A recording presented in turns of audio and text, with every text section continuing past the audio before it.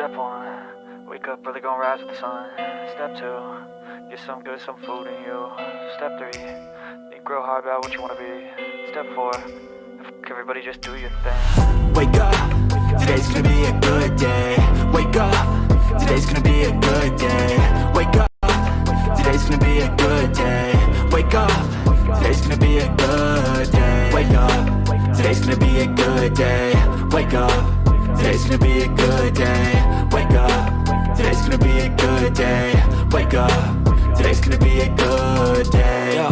Set your affirmations, aspirations. I got shit to do, the aftermath of preparation. Good food, good mood, blood in circulation. One step at a time, yeah, that's how you make it. Set a goal you control and the steps you take them. I try to pick one thought, have some concentration. And if I make a mistake, it's called education. I try to do this every day, call it replication. Wake up, today's gonna be a good day. Wake up, today's gonna be a good day. Wake up, today's gonna be a good day. Wake up, today's gonna be a good day. Wake up, today's gonna be a good day. Wake up, today's gonna be a good day. Wake up, today's gonna be a good day. Wake up, today's gonna be a good day. So life ain't easy, yo, I think there's a reason though. Ups and downs, just like every different season, yo. Sometimes I'm high, other times I'm barely breathing, though. I always gotta fight and hide from the demons, yo. Negative thoughts are poison, they rot. Head full of flies, so here come the clouds. They'll never stop unless I can swap all the bad for the good in my head when I'm lost.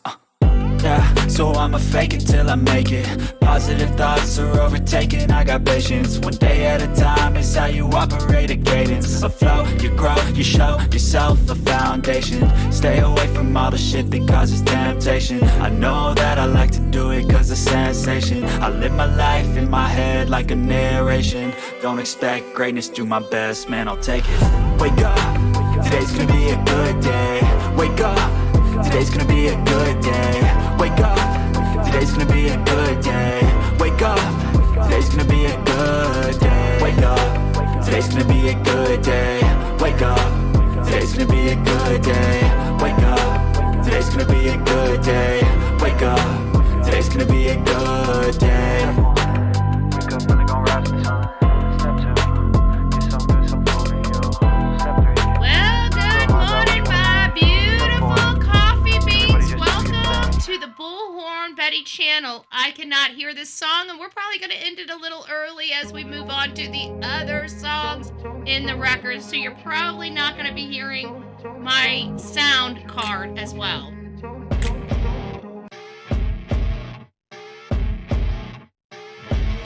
As you wake up in the morning, you want to find the latest, greatest information about criminal cases and have an intuitive conversation about the suspects associated with these cases.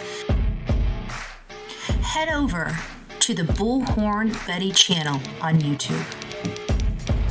All right, guys. Well, we are going to do this. I can't hear anything, and I've got to be able to hear Get my breaking channel news and my right chat, here on the and, Bullhorn Betty channel. So I'm going to have Welcome to drop this to the just for a little bit. Bullhorn We're going Betty to have to come back. Coffee Club. I apologize for the technical Enjoy your issues. stay Just stick with and me. enjoy your day. Step 1. Just stick with me, and we'll get this fixed up.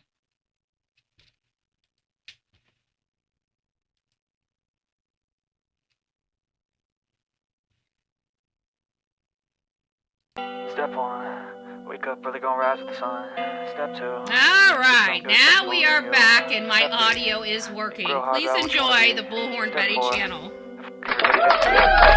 Wake up, today's gonna be a good day. Wake up, today's gonna be a good day. Wake up, today's gonna be a good day. Wake up, today's gonna be a good day. Wake up, today's gonna be a good day. Wake up, today's gonna be a good day. Wake up, today's gonna be a good day. Wake up, today's gonna be a good day. Set your affirmations, aspirations. I got shit to do, the aftermath of preparation. Good food, good mood, blood in circulation. One step at a time, yeah, that's how you make it. Set a goal you control and the steps you take them. I try to pick one thought, have some concentration. And if I make a mistake, it's called education. I try to do this every day, call it replication. Wake up, today's gonna be a good day. Wake up, today's gonna be a good day. Wake up, today's gonna be a good day. Wake up, today's gonna be a good day. Wake up, today's gonna be a good day. Wake up, today's gonna be a good day. Clearly, I just think you all need to hear this song just another time, this beautiful Friday morning. I think there's a reason though.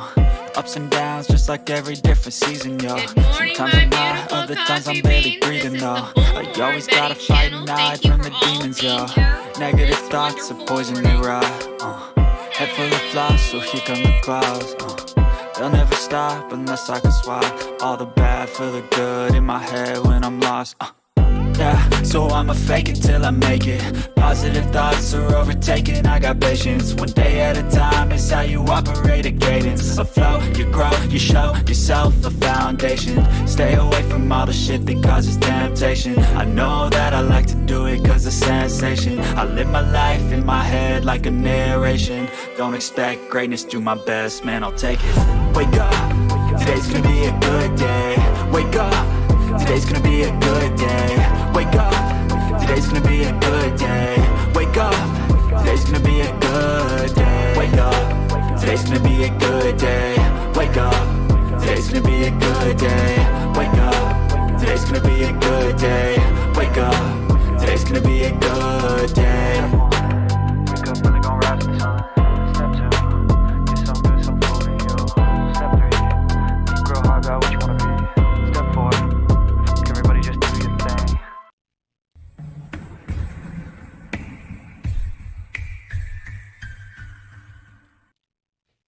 Well, good morning. I am Bullhorn Betty, and we are the loudest channel here on these streets of YouTube. What are we gonna do? We've been having so many technical issues. It's my fault. In the morning, I set this all up, and then I go, oh, look at little Delilah's face. She needs to go out. And then I go out, and then I'm like, oh, it's time to get started. It's time to go. And then I'm like, oh my gosh, I forgot to test the system. And then you guys can hear it. And I know you guys could hear it. You guys could hear it perfectly clear. I went to my phone and I checked. You guys were hearing the music. I couldn't. I can't work like that. I can't come into work and let you guys, like that music. The reason why we play that music here on this channel is because it wakes me up too. It gets me going. I gotta be here like, what? I gotta be entertaining all of you guys, right? And it's Friday, so we got a little room to work on a Friday because it's kind of like, now we're going into the weekend. We don't really care if we make mistakes, right? We don't care if we have little things go on because, we're going into the weekend. Well, I gotta tell you, I just can't do it. I have to listen to my own music. I'm sorry. It pumps me up, too. It gets me riled up. It gets me coming in here saying, hey, right? Hey, we don't want to be coming in here and saying, This late breaking news just in. Shut up. right? We don't want to do that. We want to come here and have some fun. Thanks, you woke up the puppies. Don't say I never gave you nothing.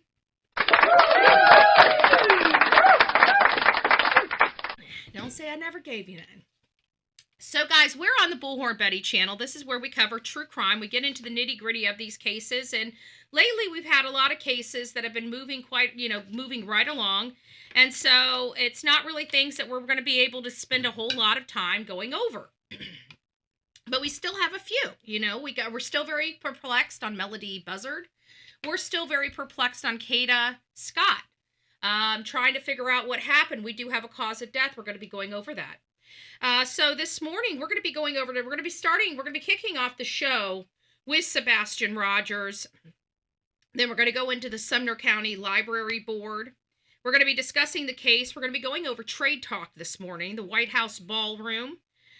President remarks, terrorist, and if we can time everything, Hakeem Jeffries is going to be live at 11 a.m.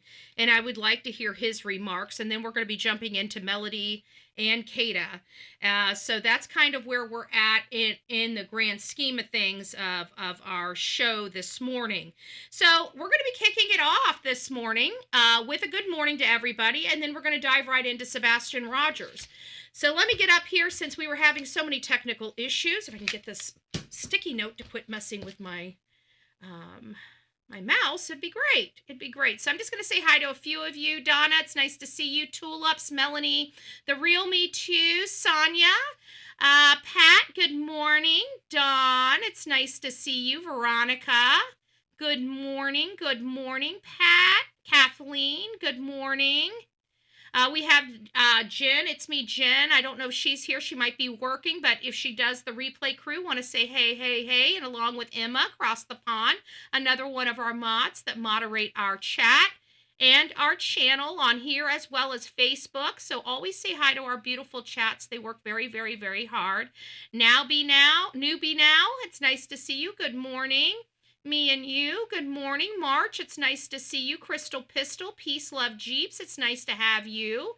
As we are coming out, Pete's, it's nice to see you as well. Plant Lady, good morning. Did I say hi to me and you? Hopefully I did. If I didn't, hi, me and you. Vicky, good morning. Deanna, YouTubers up in the house. Mr. and Mrs. E Crimecast, it's nice to see you, loves. I hope you guys are doing well. We still pray for you guys often. Hopefully you guys get some good news soon. We're praying for you, rooting for you. So we have a lot going on in the case. Now, if you guys remember, way back when, good morning, Vicky. It's nice to see you guys. Hello. Don't forget to show some love to Mr. and Mrs. E Crimecast. I see some orange hearts. Let's throw some orange hearts up in our chat. Good morning. Oakley, it's nice to see you. So as we're getting out of our shadow banning, which we were shadow banned damn near a month. I thought it was going to be shadow banned for a month, but obviously some type of activism I'm doing is helping relieve some of the stuff. I've been on every platform bitching about it.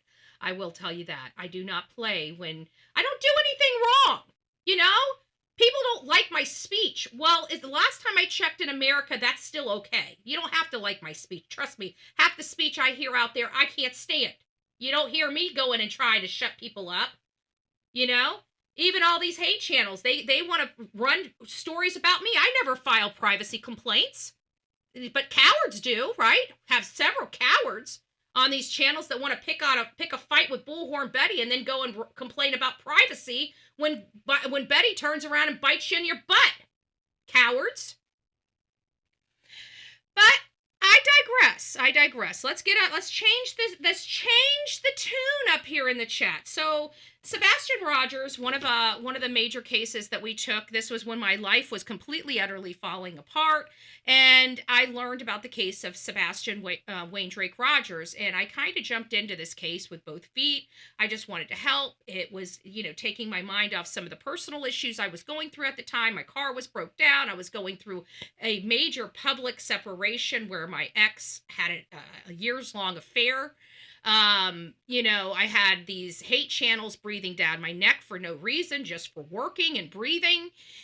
People stalking me, coming by my home, trying to destroy my life. It was horrible. It was a horrible era in the history of the Bullhorn Betty channel, but I came here every day with a smile on my face and did my show and did my job with grace. Some days not so gracefully, but hey, you know what? It comes with the territory of dealing with Bullhorn Betty, okay? I'm a nice person, but I am a bee. I'm just not a heartless bee, right? So it's like, you can pray with me, but don't play with me. I'm just like that. And what you see is kind of what you get. I can be your best friend, or I can be snarky and nasty. I like to be people's best friends. I like to be a nice person, okay? But I have zero tolerance for BS. Okay, that's just it's a problem I've had literally my entire life. This is nothing new. It is a personal defect I've never quite overcome. Okay, so I have this pop mouth. That basically means anytime I get up to here, crap just starts popping out my mouth, okay? Sometimes it shocks the crap out of me. I'm using the wrong one. There we go.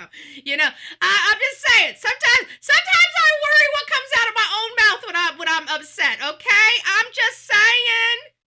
I know you guys know what I'm talking about. Don't act all innocent up there.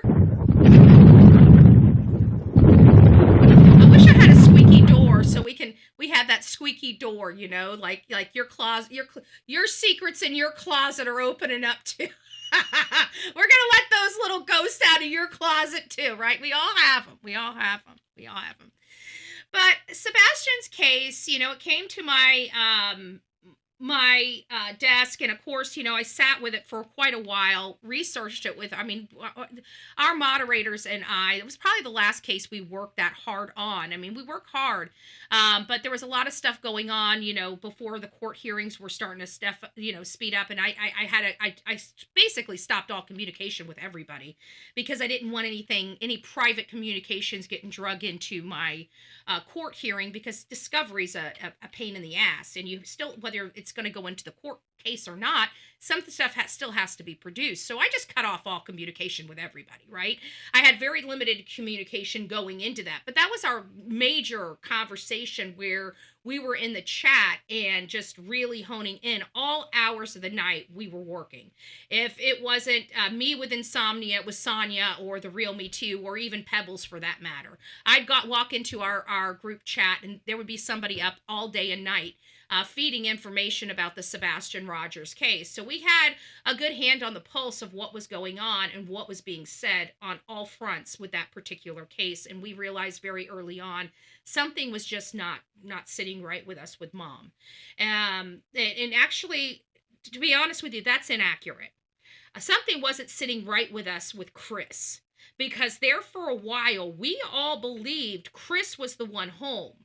And it wasn't until later that we conceded, or at least entertained, that it's possible Chris really wasn't home that night and traveled in. But it was Pebbles and who else was it? We had Guidance and Susiana in there. So I think it was Susiana. I think it was Pebble and Susiana. And they are the ones, they're the two that said, whoa, we need to be looking at Katie. You know, because most people, like me, we kind of focus on the dude, right? Especially the dude that's not blood related to the missing subject, because usually there's always the hostility. And we did find that here too. There is the hostility there between Chris and Sebastian Rogers. But long story short, you guys helped me raise $400, and it was a secret. And you guys had to trust me. And I told you guys that this was not for me, that I felt that you all would approve the spending, but I couldn't tell you what it was for. And I couldn't tell you what it was for because of a variety of reasons. We've got people that are in the bushes that just want to try to hurt somebody, right? They want to hurt somebody physically, emotionally. They're nasty people.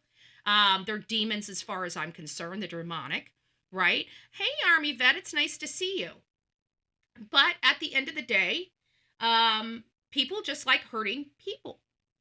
So I kept it out of the limelight of this chat and said, hey, for those that want to participate, you're going to have to trust me. I've never lied to you guys.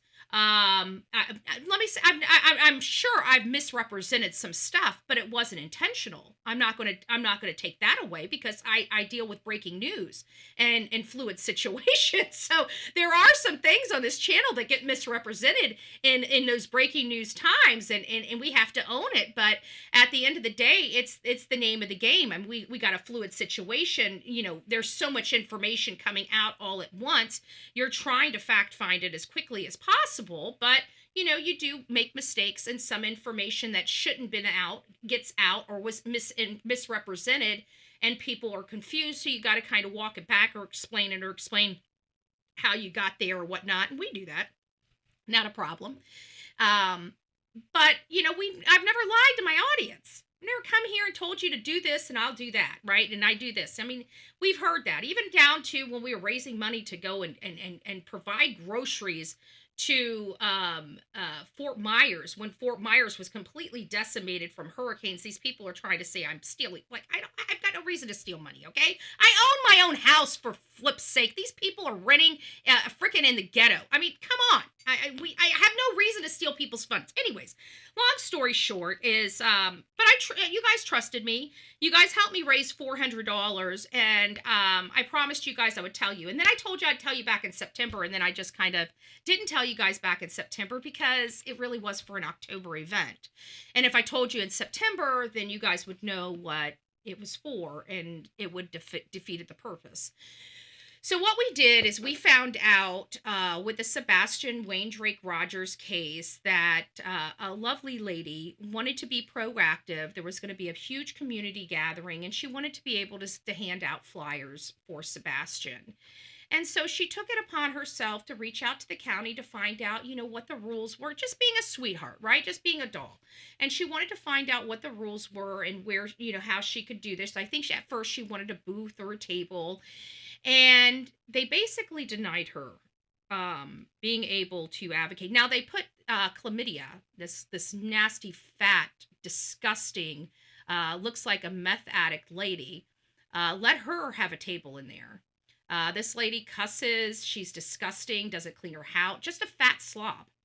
But they wouldn't allow this beautiful woman that wanted to just set up something so people would know that the only child missing in their community still hasn't been found.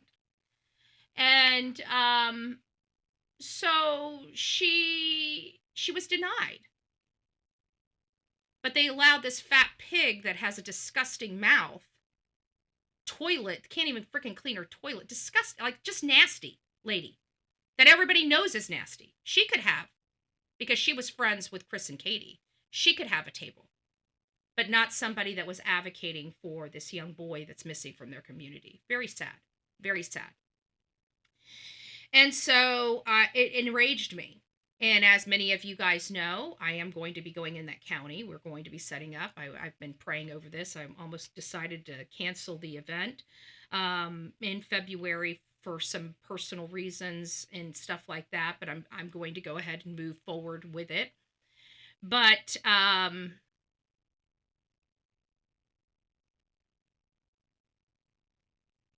this county has done nothing to help this child that disappeared.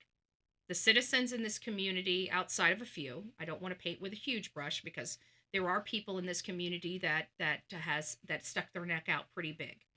But it's few and far between is the point I'm making. It's few and far between. Oh, thank you, Mama. I appreciate that. I appreciate that. And there's somebody else. Oh, did I miss Melodee?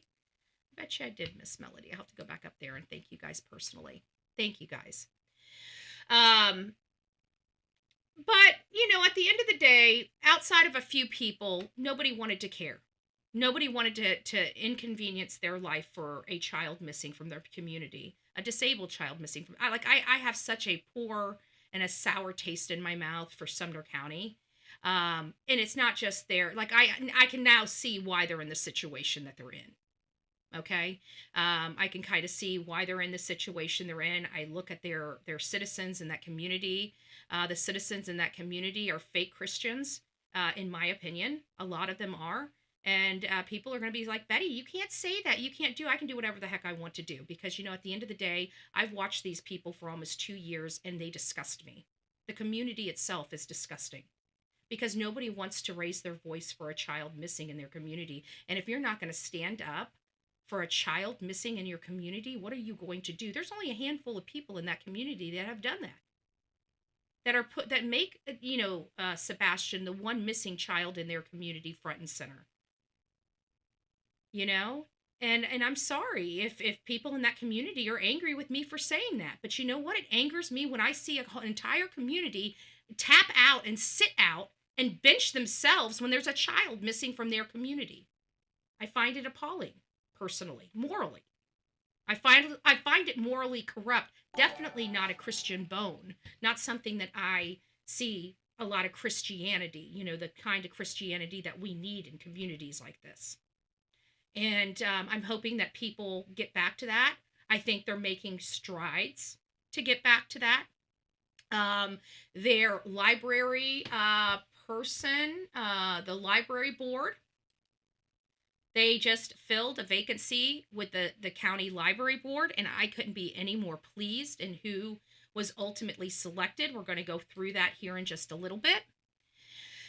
But you know me, I'm an activist and I'm an advocate. And so when I found out that a beautiful lady was unable to send out flyers for Sebastian Rogers at this pig fest, I figured, you know what? There's a lot of people that don't have money to go here that need to represent Sebastian Wayne Drake Rogers. So what we actually did with that $400, because I didn't want to send Seth by himself, we decided to sponsor 5 people to go to this fest. So Seth had an entourage to help keep him protected. If something did happen, he wasn't going there alone. And so this is what we did with the $400. And for those that that participated, we know who you are. You guys were very public. Lisa B. Always, one of the bigger ones that sponsored this. Excuse me. Everybody participated. I think it was, I can't remember. I know Lisa B. Always was one, and then there was another person that gave $50, and I forgot who that was, but that was thank you. So for you that did participate, I want to find out, are you angry that I did this? If you're angry, put a 2 in the chat. If you approve the payment for the pig fest so we could put Sebastian's face on shirts and walk around there, put a 1 in the chat if you guys approve this this thing. Okay, there we go. All right. So proof is in the pudding. Proof is in the pudding. Perfect. And I promised you guys it was not for me. It was not for me. It was never meant for me. Because if I didn't say that, and even people then were going around, oh, Betty's doing this, oh, Betty's doing that. These were $73. Well, 72 and change with tax per ticket. So you guys do the math. Take the 30% from Apple, if you were on an Apple phone, and then take another 30% from YouTube. That was my portion of this, okay? I paid almost $100 to send all these people there myself. So just to let you guys know, I think it was money well spent. We all had a little skin in the game, including Bullhorn Betty, and I think that we made a point. I think this is the point that I wanted to make by sending them there. You will not silence us. There is a child missing from your community. And if you're going to tell us we can't hand out flyers, then we're going to be human flyers, and we're going to go infiltrate your pig fest. And we're going to put smiley faces on, and we're going to go out there and represent a missing child in your community when you fail to do so. And that's what that community has done. They have failed this child over and over and over again. Nobody's out there. We have great people like Mr. and Mrs. E, Mr. and Mrs. Car Guy, other people in that community that come out, show support, show love, actually put skin in the game by going out and doing their own searches, doing what they can do as a community member with a child missing. Those are the people that I love and seeing out in the community. But the majority of the people out in this community, you guys need to do some soul searching, because I'm telling you, you need to look at your moral gauge. Is your moral gauge high or is it low? Because from this outsider looking in, it looks pretty stinking low. And that, honey, is a you problem. That is a community problem. That is a problem that I'm afraid we can't do a lot right now. Oh, I know. With everything going on, I know.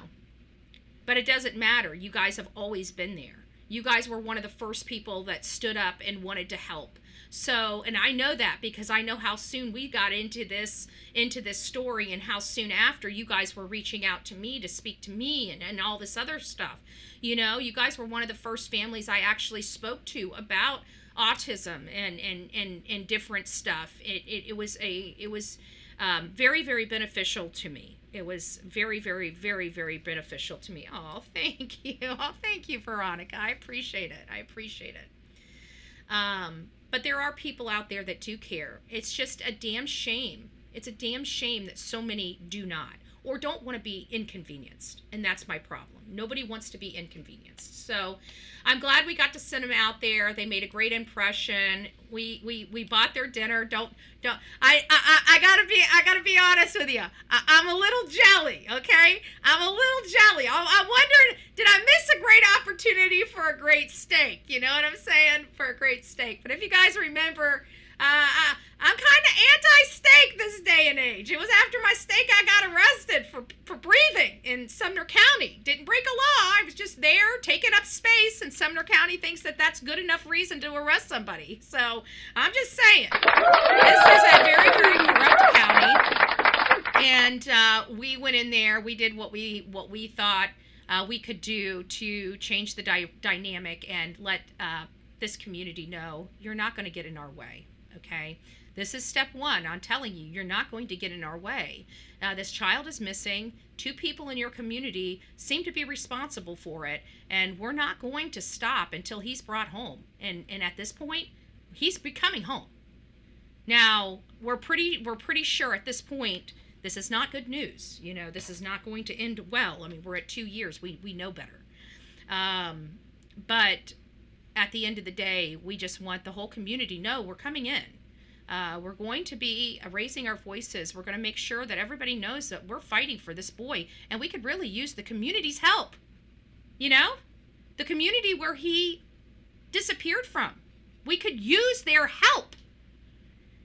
But right now, we're learning that the idiots running this investigation believe that this child walked out of his home with no evidence. That he actually walked 7 and 8 miles and drowned himself. That's what law enforcement is believing in this community. That's why they're rubbing elbows with all these people for profit, like Pigfest, right? Second generation, how much did they dough out for this? How much does this community really rely on second generation? It makes me wonder. I keep wondering if maybe we should start doing some debuts on, you know, the second generation and going through their finances, maybe getting some audits going, you know, some IRS audits. I think that, you know, we need to start applying pressure wherever we can apply pressure, lawfully and legally. And that's what we really, really need to be doing here. This family is, I don't think they have the money that people think they have. I think some of their family does. And they utilize that for their own standing in that community. But I think if we start really showcasing, and I'm talking to all the content creators, start really showcasing these people. I know before something was going on, we found out there's a lot of SA going on inside the schools. You know, in Sumner County that's being hidden. And we're going to be taking a deep dive, and we're going to be starting applying pressure. And they can try to privatize their Facebooks and everything, but we here on social media are much smarter than, obviously, law enforcement or, you know, the smart people of Sumner County, because we have this thing called the Wayback Machine, okay? And it's an archive, so you can go ahead and block whatever you need to block, but we can go and view it. Okay, we might not be able to talk on it, type on it, but don't think that you're out of our realm, and don't think that we cannot see what's going on your pages. There's a lot of stuff that we have, and every single one of your employees that have TikTok, I hate to tell you, their stuff has been sold lawfully and legally on the dark web. We have access to text message communications from your employees, dumbasses. It's the reason why we told everybody to stay off TikTok there for a while. Just saying. So I'm not here to give you the weather of Sumner County. I'm actually here to show you that we have a new and a well-known person, content creator, if you will. And not only that, but is associated with Turning Points USA. If you guys remember, it is very, very, very important for all of us, if you're in that community, to get involved with your local GOP office and start getting in there. If you think like me, we need corruption to go to the wayside. Knowing that there is somebody here highly involved with Turning Point USA, has over 1 million followers. Just definitely somebody that I would highly agree with and recommend in this position. I would actually like to see this woman here start getting her hand into positions in this community. We have a corrupted community, and somebody like this, somebody like Riley, would be able to really, really help in a community like this. I can't be any more proud of the work that she's doing. She's putting her feet in. I love this. I love this for her. I see great things from this community. Let me pull this back down. I see great things from this community, y'all. And you guys need to get behind her. If you're from this community, you want to support this lady. And you want to support this lady through her political path, okay? This is step 1 of the political path, okay? You get on these boards. You start working hard on these boards. Then you're getting your foot into the political. This is how you do it, folks. So if you're wondering how you do it, you go and apply for these voluntary positions of library board. Now, I don't know if this is a paid position or a voluntary position. Most of our positions here in Manatee County are voluntary, but you're only meeting like once or twice a month or something like that. You're going through some stuff. But for a woman like this, she's taking this job very, very, very seriously, and she's probably going through every single book in their libraries. So I love this. I love the fact that we have a conservative activist on the board. So we're getting people in this community that are going to change this community and are going to improve this community and help get some of this corruption out. This is the first step in kicking over and breaking up that good old boys system and good old boys club. Okay, this is how you do it. This is what we're doing. This is just, again, the reason why I'm bringing this up, because this is not where she's stopping, folks. So you see her face, you see her name, go and subscribe to her, go get on all of her platforms, start supporting her if you're from this community. She's going to start working her way up in this system, in this political system, and we need to be supporting her in her efforts to do so, okay? This is what we've needed. This is what we have going on all over the country.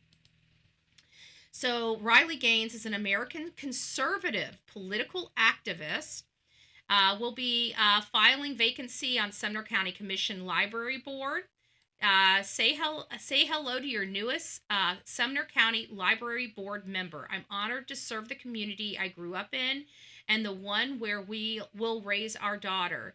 If you want to see change, don't wait for someone else to make it happen. Step up and be that change for yourself. Oh, thank you, Sheila. I appreciate that. Step up and be the change for yourself. So that really does tell you just a little bit about her. Again, I'm so proud. I am so proud. And we need more people to step up in this community and to do the work that people don't want to do. So again, Riley, congratulations. I can tell you, I feel more comfortable. I feel more comfortable that one of ours is in a position. Now, it's not a very powerful position, right? But this is a stepping stone and a stepping block to start breaking up this good old boy system. We're in this county, okay? We're in this county. We're going to start rocking this county. I just wanted to point that out. So here she is on X right here, Riley Gaines.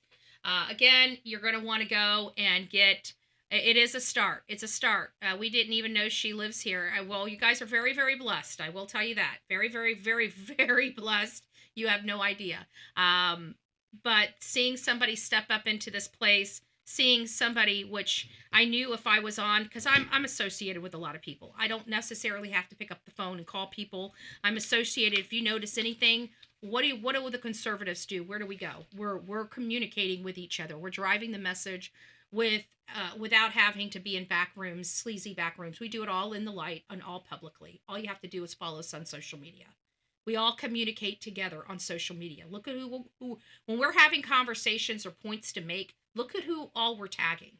Okay? We're tagging heads of state. We're tagging political activists. We're tagging people that know the people that we need to get in front of. You see? We make sure everybody is aware, so the talking conversations are going to where they need to go.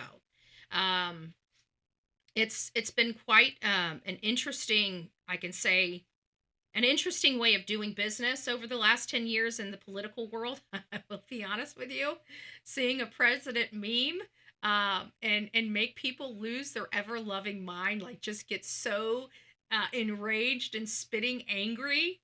I don't know. I feel I'm almost speechless. It's not that I'm speechless.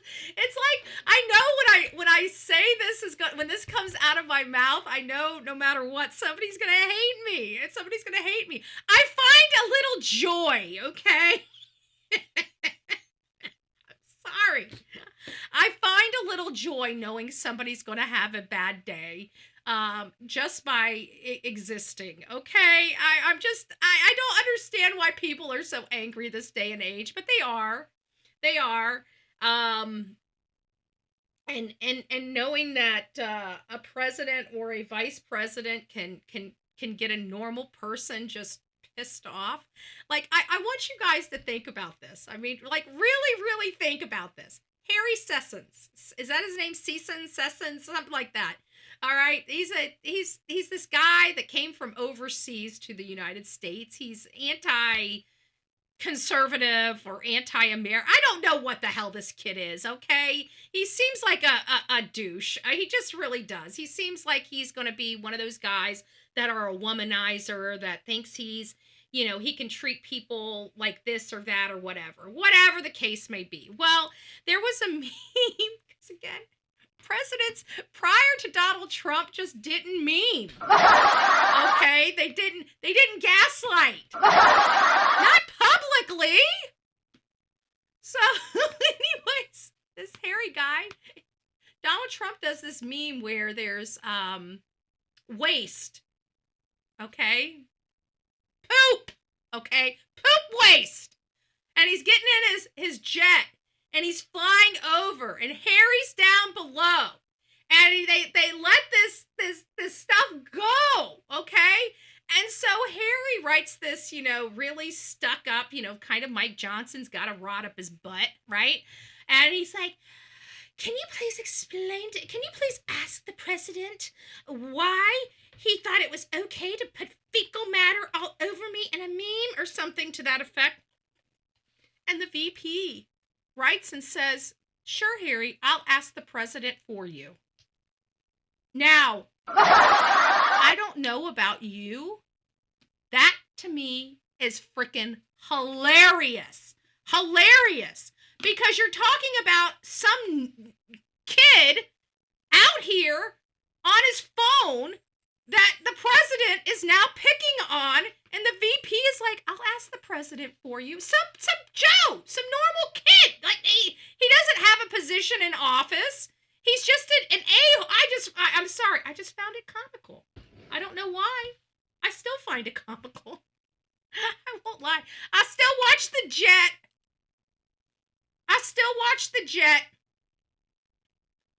Maybe we should go watch it together. No. I don't want to get banned on here for showing fecal matter going into somebody's mouth. Kind of gross. I'm pretty sure that they would be like, yeah.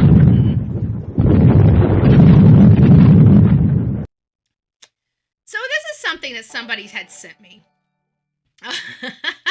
I love waking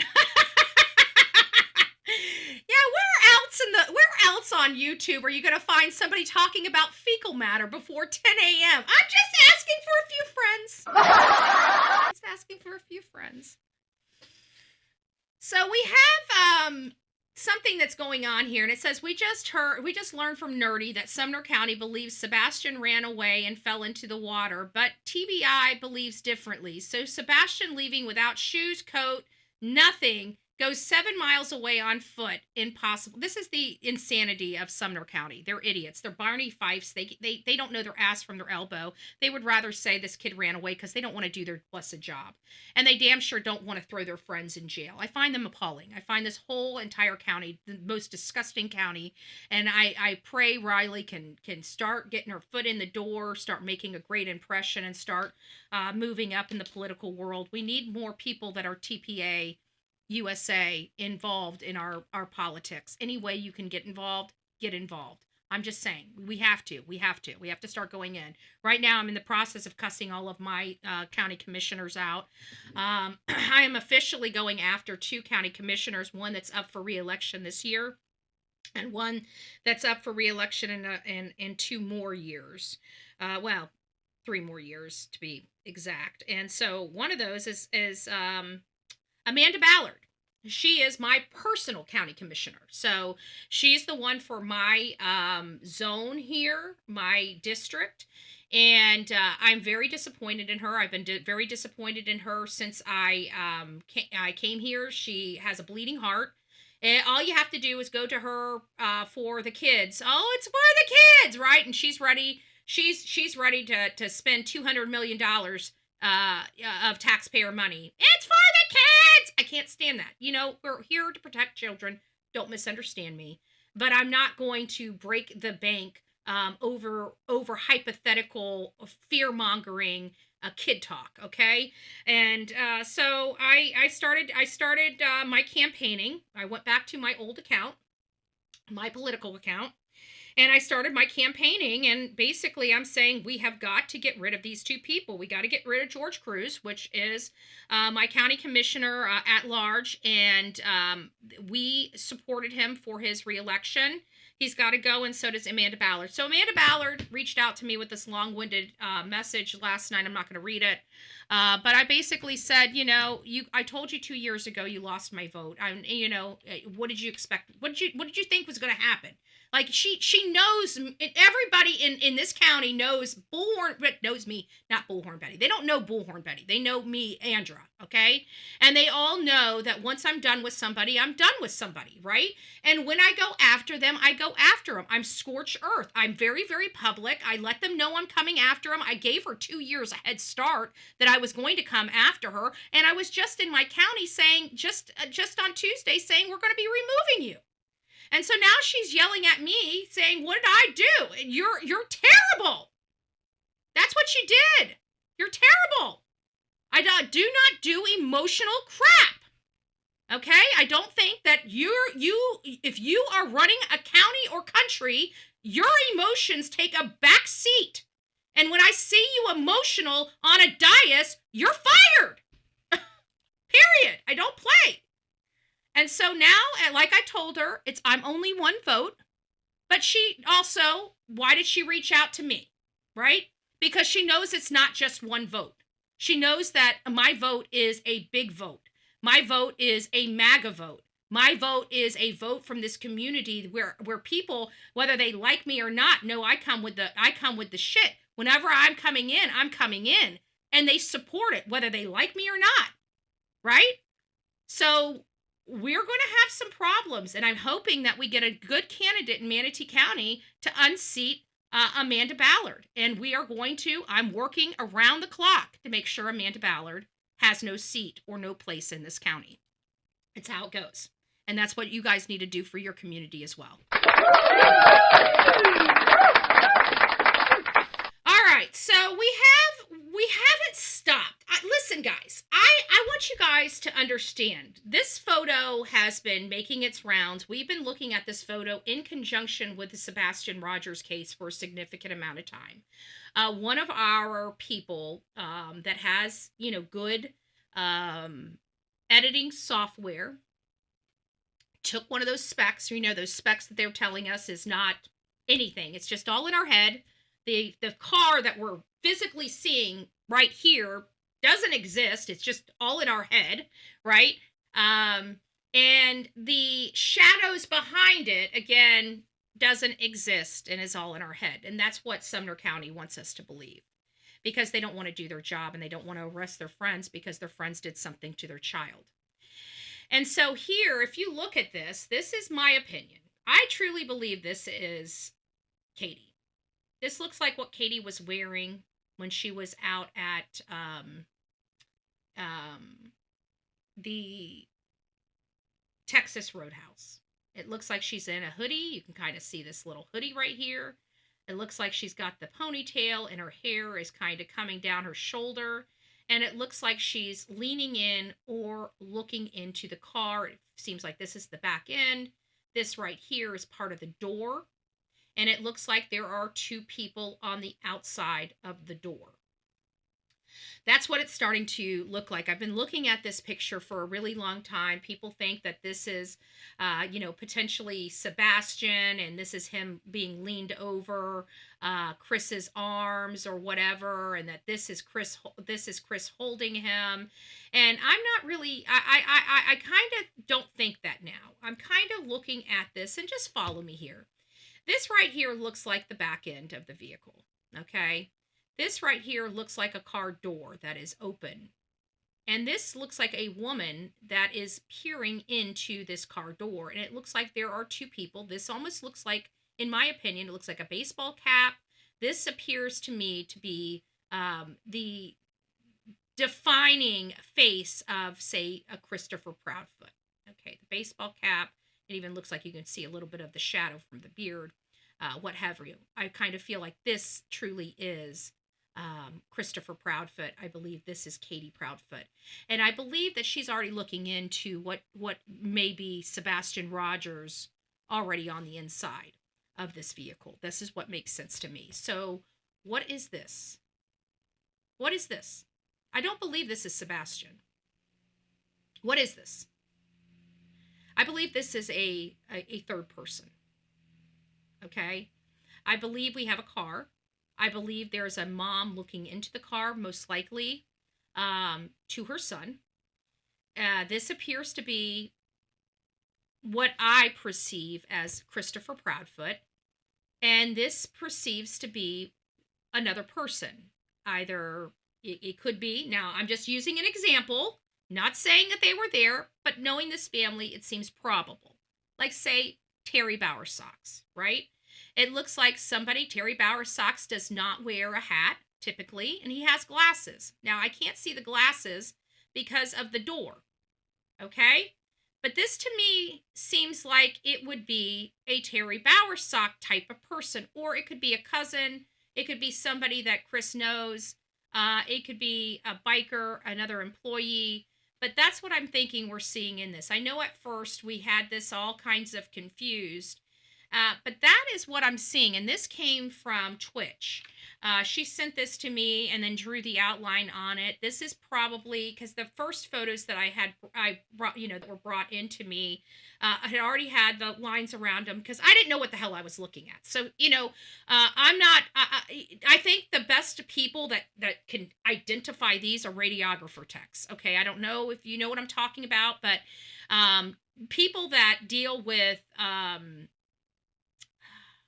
x-rays and stuff like that, I think they are the best suited for these types of things where we're trying to see shadows and stuff like that, because that's all they're looking at on those x-rays. I mean, they have black and white, right? Black, white, and gray when they're looking at those things. So they have to be able to find fractures. They have to be able to find masses. They have to be able to identify things that don't go in places. So I feel like the people that radiologists, yes, those, anybody in that type of a field. Yes, exactly. And I think that, hey, Tina, it's nice to see you. I think somebody like, oh, I missed you, Karen, too. Good morning, Karen. I think somebody like that would be able to decide. I'm not like that. That's my sister's brain mindset. My older sister, she's a radiographer tech. She's the one that takes you into the MRI machines and takes your images and stuff like that. But I know that if she had something like this, she would be able to make stuff out. Me personally, I have no idea what I'm looking at. So when I got this, people looked at it, but you're seeing very definitive things. Now, this is something that I know how it was developed. Okay, so it wasn't modified or manipulated. Let me repeat that. This image was not modified or manipulated. What it was is it was enhanced. And there's a big difference, because when it's enhanced, they take a little dot and they blow it up, right? They blow it up. Then they start using different things that are on video editing or enhancement type of programs. So now you're starting to look at the clarity, right? So you start adjusting, say, the clarity. Then you start adjusting the sharpness of the image. Then you start playing around with, say, the saturation. And then you start playing around with your highlights and your lowlights, your blacks and your whites. So you're not modifying the image in any way. What you're doing is you're taking filters to see what is in that image. Because if you know anything about investigate, like just normal investigation, like lab work, right? What do they do when they're looking at say clothing, right? We have a victim. The victim is deceased in the backwoods, and now law enforcement's there. That body goes to the coroner's office. The medical examiner looks at the body, takes trace evidence, right? And that trace evidence is sent to the lab. What do we learn from the lab? They look at it under what? Multiple different color lights. Close, Veronica. You're right. They do look under a microscope, but before they get it to the microscope, how do they identify all the things that they need to test? They put it under different colored lights. They put it under white lights, yellow lights, red lights, blue lights, to see if there's any trace evidence that they're missing, that's missing to the naked eye. It's a similar process to that with this enhancement of these photos. The images itself are never manipulated or modified. They're just put under different filters and different lights to see what surfaces, okay? And so this is what happened here, is they took this speck, they blew it up, and then they saw blobs, okay? We can agree that what we're looking on our screen is what I refer to as blobs. These blobs are now, they're going to start fine-tuning the blobs. They're going to start looking at the clarity. They're going to start sharpening these images. They're going to start looking at different lighting, because you also want to make sure that the image itself that you're working with is not modified, right? So you put that under different lighting anyways to confirm that the image is one image. It's not been, something hasn't been added to the image, okay? Yes, when you do this type of work, and you can ask hindsight's done it for me before, you can look at the layers and you can see where an image has been modified or drawn in or other things under different types of filters and lights. So you could tell that this image here has nothing layered on top of it. It's one image, okay? And that's important. So then you blow it up and you start working with lighting. You start working with sharpness. And then you produce this. We see blobs. And so some people have interpretations of those blobs, but the more you look at it, the more defined they become. And now this has been defined. And this looks like somebody is wearing a baseball cap here. I'm sorry. That's what it looks like to me, that there is a baseball cap here. This right here looks like a ponytail to me. So now it appears that we have an image here and an image here. Now, when you go to their home and you look at photos and you look at this, it looks like Chris and Katie are on the outside of this car. And this is from videos and lights that Sumner County is trying to convince us don't exist. and are not what we think there is, then why would this be behind that light? Why would this be behind the shadow? How could somebody enhance a blur and see two blobs that resemble a mom and a stepdad of a victim? That to me doesn't make sense, because you guys are seeing this. This looks like what Katie was wearing at the Texas Roadhouse. How in the hell can that happen without somebody layering it on here? Without somebody modifying this image and sticking her in here? How could we have her, or what appears to be her, on the outside of this house in the middle of the night? And how in the world do we have somebody that looks like Chris, with a blob that has the resemblance of Chris, with a baseball cap on? But there's no features in this photo that show that these were layered in here to resemble this, to modify. So basically to make this a hoax, right? You're not seeing that. This is all one photo. How could that be if it's not them? That's the problem I'm having. So thank you, Twitch, for sending that. Now we're going to get into some of our trade talks. I didn't know, but it looks like we are going through a little bit of a trade war, it sounds like, with Canada. And the reason why I'm picking this up is because we're family here, and we have a lot of Canadian family in the true crime genre, especially after Lily and Jack Sullivan. I think now we have more Canadians tuning into true crime, into American true crime than really ever before, because this is one of their cases.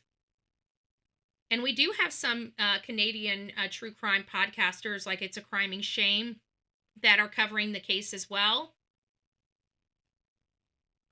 We knew that there was some type of hostility between our country and Canada here recently, with ideology and policies like that, and related to, the immigration and stuff like that. But I thought it was improving. And so I thought it was interesting, because it's not improving. I'm hearing that he's cutting off trade negotiations with Canada. This doesn't sound good. And so I thought this was important. Betty, on the video, there's a comment above. What video? What video? What video are you referring to, Sandwich? In the chat. I probably won't be able to. You're probably going to have to write it. I don't know which one you're referring to. There is one reason, however, I believe is indeed them, but pareidolia is a psychological tendency to perceive familiar patterns, such as faces and figures. Yeah, but and that might be true. It might be true, but it's all blurry. But go, and more power to the ones figuring this out. Yeah, it is blurry, but I don't know if you ever seen an X-ray though. I mean, when I've never had a broken bone until I slipped on my dog's bed. It was Friday the 13th. It was when Nick, my best friend, was still alive, and he had it was a horrible, horrible day. I got pissed off at work. I went to work and said, I'm not coming back until Monday. I'm done with the day. Walked out around noon. My car broke down. The alternator went out. I was stranded on the side of the interstate for like 4 hours after I left work. I get home. I'm running around trying to find the home. Had barely 2 nickels to rub together. I think I had like $150 in my bank account at the time. Come to find out, the alternator at this time was $135. Had just enough with tax to get the blessed alternator. So I'm trying to call the thing, and I hit the corner of the bed, and I go down, and I snap my my ankle. My ankle has a fracture. And so when they did the x-ray, which I didn't get the x-ray for 2 days, I thought I just sprained it real bad. I didn't think of it. It was a blood-curdling scream when I went down. I didn't realize how blood-curdling scream it was, but... Hush! let me know if you guys hear my doorbell ring. If you guys hear it through the microphone, sometimes I don't hear it. So anyways, it was just a shadow. Like when they did the x-ray, that's the point. It was just like this little, like it wasn't a compound fracture or anything. It was just this tiny little jagged line, this little itty bitty jagged line causing me all of this pain. Oh, good gracious. And having to put me in a I couldn't walk on my foot. They had to put me in a walking cast. I don't really know why they had to put me in a walking cast, because it wasn't a compound fracture. Actually, they put me in a cast. Right, my foot, my ankle was so swollen, my leg was so swollen. They had to do 2 different casts. They had to put me in a cast just to stabilize the foot until some of the swelling went down, and then they had to recast me once the swelling went down. But that's the only broken bone I had, but it was just this faint little, when I looked at the x-ray, it was just this faint little gray, hazy line.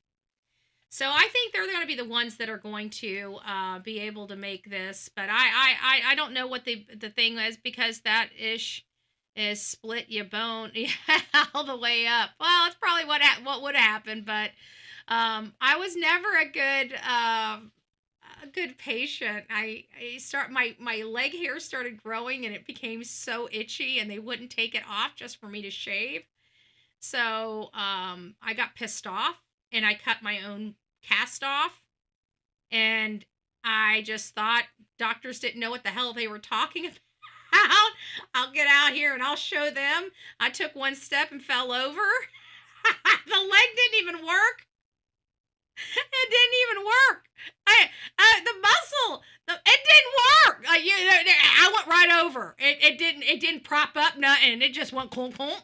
It buckled. It buckled. So I kind of knew, well, maybe I need a cast. So when I went back there, obviously the doctor was pissed, right? And he's like, he goes, I told you would have it. He goes, and it's not even, I said, but I was coming back in here to get it taken off. He goes, no, we were checking to get it taken off. You need to stay in it for 2 more weeks. And he was mad. He yelled at me, and he said, I'm not putting another cast on you. We'll just give you a walking cast, which was much better. I could take it off. I could shave my legs, but I was a disgruntled patient, and apparently doctors don't like patients like me, and so they yell. So I was officially yelled at by he was mad too. He was like, you could have ruined everything we done. He was mad. Woo, mad. All right, doc. All right. Can I get that walking? Can I get that walking boot, please? Thank you. And can you put it matching crutches with it? Yeah. Thank you for yelling. But at the end of the day, what did I get? I got a walking boot. Okay. At the end of the day, why did Betty take her cast off? Because she wanted to walk on her leg. What was the ending result? Betty got to walk on her leg. Yay! So I might have been a bad patient, but the outcome was about what I thought it should have been. I'm just saying.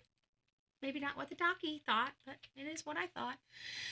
So Thursday, he was terminating negotiations with Canada over high tariffs that he imposed on steel, auto parts, and other major exports. And guys, you guys know that this is affecting our houses. If our cars break, they do have some stuff. So it's important that we know because the relationship is being tarnished in Canada between not that we dislike our Canadian family. It's our parents are fighting, okay? Think of it like this. It seems to me that America and Canada want a divorce, okay? And we're their children, okay? So they're fighting, but we still love each other. You see how that works? We're going to still be siblings. We might pull each other's hair every now and again. We might get angry at each other. We might get in a fight, but we're still family. We're still siblings, right? So we're the siblings, our heads are our parents, and they're fighting, okay? So it doesn't mean we have to fight. That's all I'm saying. So it sounds like our parents aren't getting along, and mommy and daddy are, fighting over finances, and and getting kind of dirty with it. So we've got tariffs. Mommy and daddy's not going to let us have toys without paying high cost, i.e. tariffs. So we're going to have to play this blame game for a little while, okay? We've lost our, what do they call it when they do chores? Our allowances. We lost our allowances, okay? We're now going to have to pay like 100% for anything we buy related to steel or cars. Or we're just going to have to buy American and Canadian products, right? Canadians going to have to buy Canadian products. Americans are going to have to buy American products. And we're just going to have to live life, you know, kind of like that. We're going to have to play with each other through the fence, okay? I know it kind of sucks, but mommy and daddy are fighting right now. And until they get the divorce decree worked out and you know, they divvy up the peeps and divvy up the kids, then, you know, we're kind of stuck in this fighting back and forth. So that's where we're at. So I love you guys from way over there. Our parents aren't going to get along, so we'll play patty cake through the fence. We'll play patty cake through the fence. Alloy is metal. Alimony. Divorce alimony. There you go. That's what the tariffs are. The divorce alimony. Okay, we need to stop. This is serious stuff, folks. This is serious stuff. This is national stuff. Oh, and let's not forget the overly. I'm not going to read this article because I'm just going to make fun of it. I'm going to mock at it. So now, mind you, I just want to remind you, and this is going to be kind of like a stab at the Democrat side just a little bit, but they're trying to extort $1.5 trillion from the American people right now. They shut down our country to try to fund illegal immigrants to have health insurance when we don't even have good health insurance. And I just want to say that I find it to be fake outrage that everybody is now like, oh my God, the East Wing! What are they doing to the East Wing? How dare you want to put a ballroom in? How much is it costing the American citizens? Well, fake outragers, do not worry. Kill your heels, okay? Donald J. Trump and his very, very wealthy friends raised the money, okay? So it's not coming out of our pocket, okay? It's coming out of their pocket. Moreover, guys, the Democrats, we put a bill in front of the Democrats to pay our military and other people, our women, infants, and children. Military, women, infants, and children. Do you guys hear that? We decided to say, okay, they don't want to play, they don't want to open the government, let's just at least get the people paid, right? Democrats said no. No. They're not going to take their leverage away from hurting moms, infants, and children. This is the Democrat Party, so for all my Democrat friends in here, you got some tough decisions to make this year. Because anybody that's going to punish women and children and infants and our military that keeps us safe, I don't know. I feel that that's very immoral. Just me personally.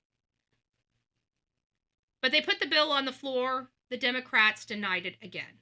So they want $1.5 trillion, and they're complaining about the White House. The White House getting a ballroom that the American taxpayers are not paying for. And guess what?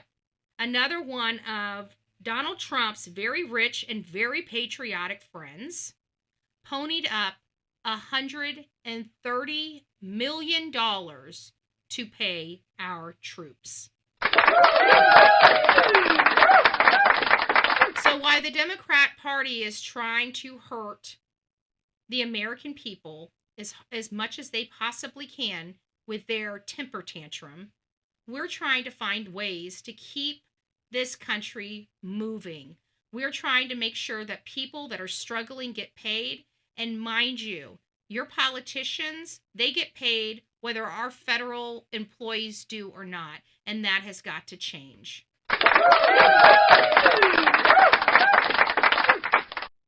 Our social media oligarchs here on these platforms, Facebook, TikTok, and YouTube, politically censoring people like I have went through over a month because of talking about Charlie Kirk, and I refuse. I will give up this channel before I let an oligarch tell me what can come out of my mouth.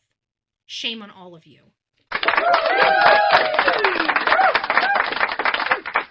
I'm very thankful that our leaders are going, our worldly leaders now don't have to walk into the rain to go and have a dinner with our president, that they don't have to go into a propped up tent that can fall over with a gust of wind when we're entertaining heads of world leaders in our country.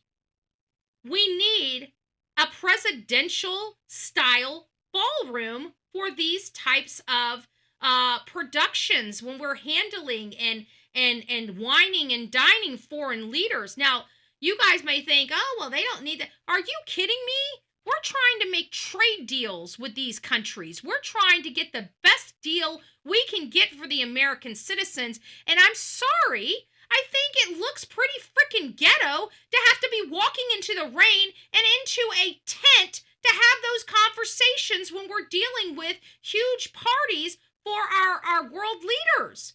It's embarrassing. Especially when we watch Trump go all over the world, and he's picked up in carriages and put on these huge productions as he's going into work, and you know, and it makes you feel good. It's like, oh, this country respects our president. And don't we want the same thing happening when we have other country and worldly leaders come here, that we show them that we respect them?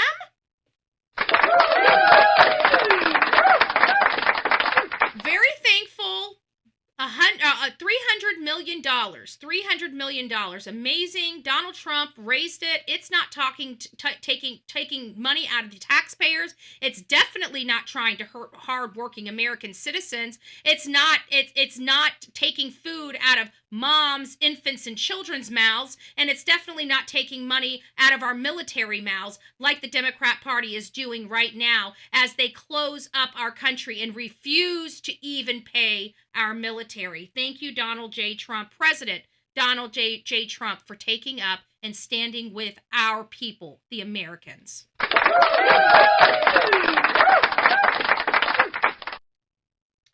And this is going to be just a very, very, very short, but very, very important. Today I'm calling on every Senate Democrat to stop the madness, to let our country get back in the greatest moment in the history of our country in terms of wealth, in terms of job creation, and in terms of investment coming in. These guys go on strike. It's really a shame. So I'm asking them to be smart. It's not working. They're getting killed in the polls. The public understands what they're doing. They're doing the wrong thing. Today I'm calling on every Senate Democrat. They're doing the wrong thing. Now, let's talk about Terrace. We're going to be, we got two more little puns here, and then we're going to be, how are we? Oh, we're getting close. I wanted to watch Hakeem Jeffries. We got 37 minutes, so if I can drag this out for 37 more minutes, we'll be able to watch Hakeem Jeffries' statements live here on this channel, which we've never done before. That'd be kind of interesting. We don't know how many terrorists the Biden administration let into can I play that?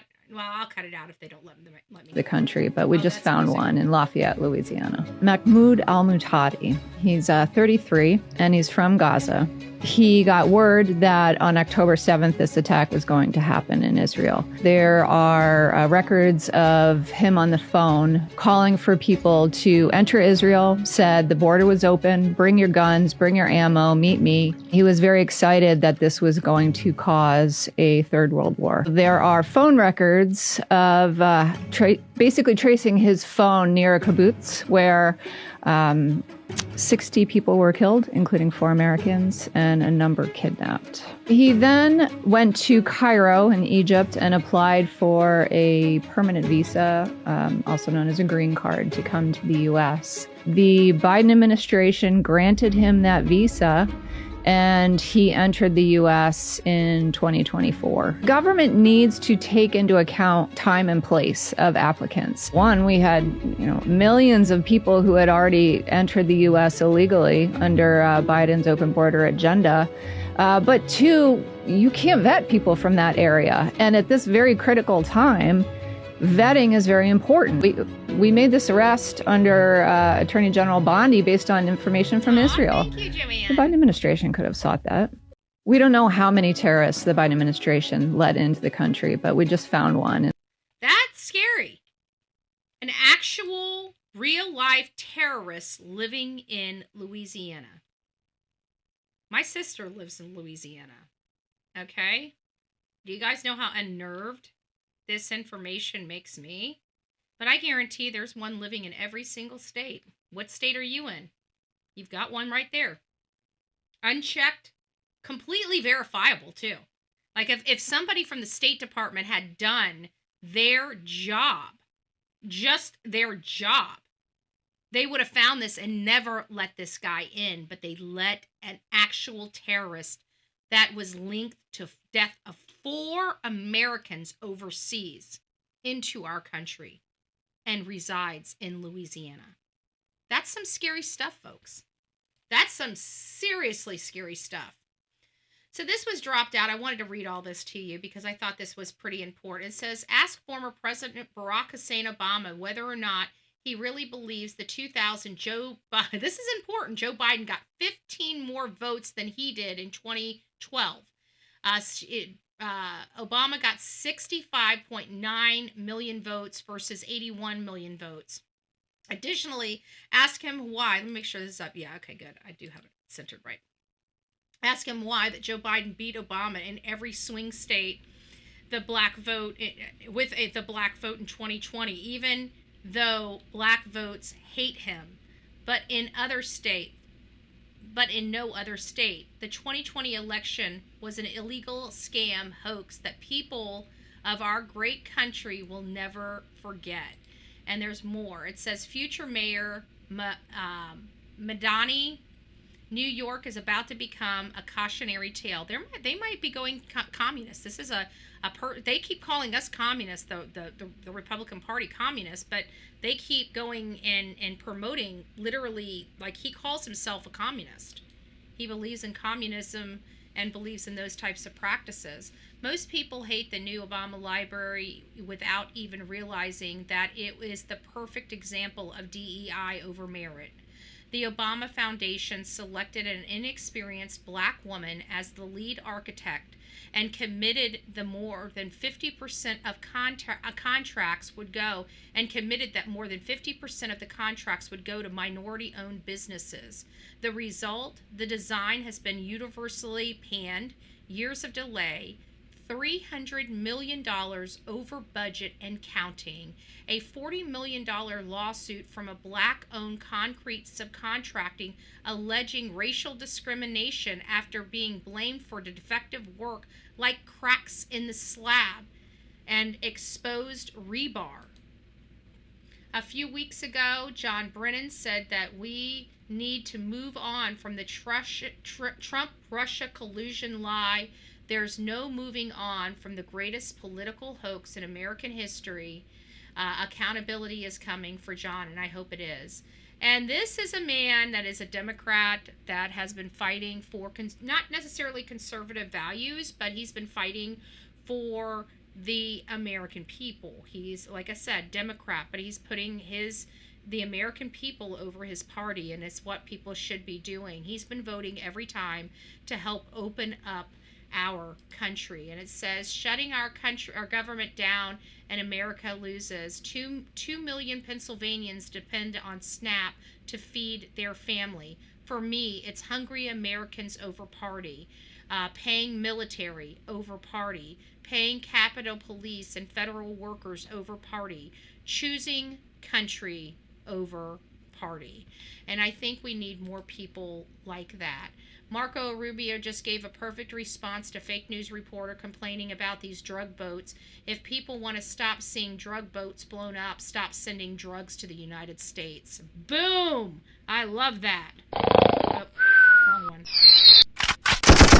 This is it. I like that. I like that.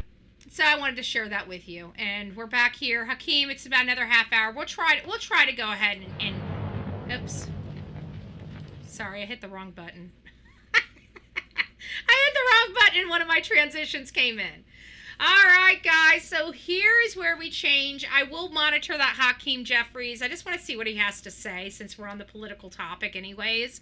And since he's coming here, he's a voice that I wouldn't really show on my show anyways, so it'd be interesting, right? To share a different perspective on the Bullhorn Betty channel, right? Concrete's in the slab is their fault, and of course it is, right? Of course it is, but it's still sad because we know that there are going to be families that truly need this help, that are the political pawns in all this, right? All of you guys probably, even the ones that are on food stamps, you guys probably, like me, I went out and bought my Thanksgiving stuff this month, because I know next month's going to be a little tighter. We went through this whole shadow banning that I've never been through on any platform in my life except Facebook, and I wasn't getting paid from Facebook, right? This is my bread and butter for my livelihood as well as my business. So I was very, very upset with that, but I know that it's coming. I'm preparing for November to be very, very difficult on me, and that's fine. So I went ahead this month and got my ham, got my stuff that I'm going to be making for Thanksgiving. So next month, if things are a little tight, I'll be fine. The show will still go on, right? So I'm hoping that people step up to the plate and start helping their communities. If you guys are home and you can help, and get on Facebook, start finding out your community members that are going to be struggling this year and try to find ways to help them. And what we can all do as a community together is every time we go to Publix or Aldi's or Save-A-Lot where you can purchase or buy somebody's Thanksgiving, for those that have the means to do that, please, buy somebody's meal. There are struggling families all over. There are a lot of families that this shutdown is hurting, period. And the one thing I can't stand more than anything in the world is to think of a little kid going without Thanksgiving or going without food on such a special day for our country. And if we can do that, anything that we can as a community to alleviate that in our own communities, we should be wanting to do that. If you can, start getting with maybe some food pantries, reaching out to your soup kitchens, seeing how you can participate. There's one thing I can tell you. If you're home alone on Thanksgiving, why don't you go donate your time to a food kitchen? The most humbling experience that you can have is looking at the disadvantaged and serving them. Okay?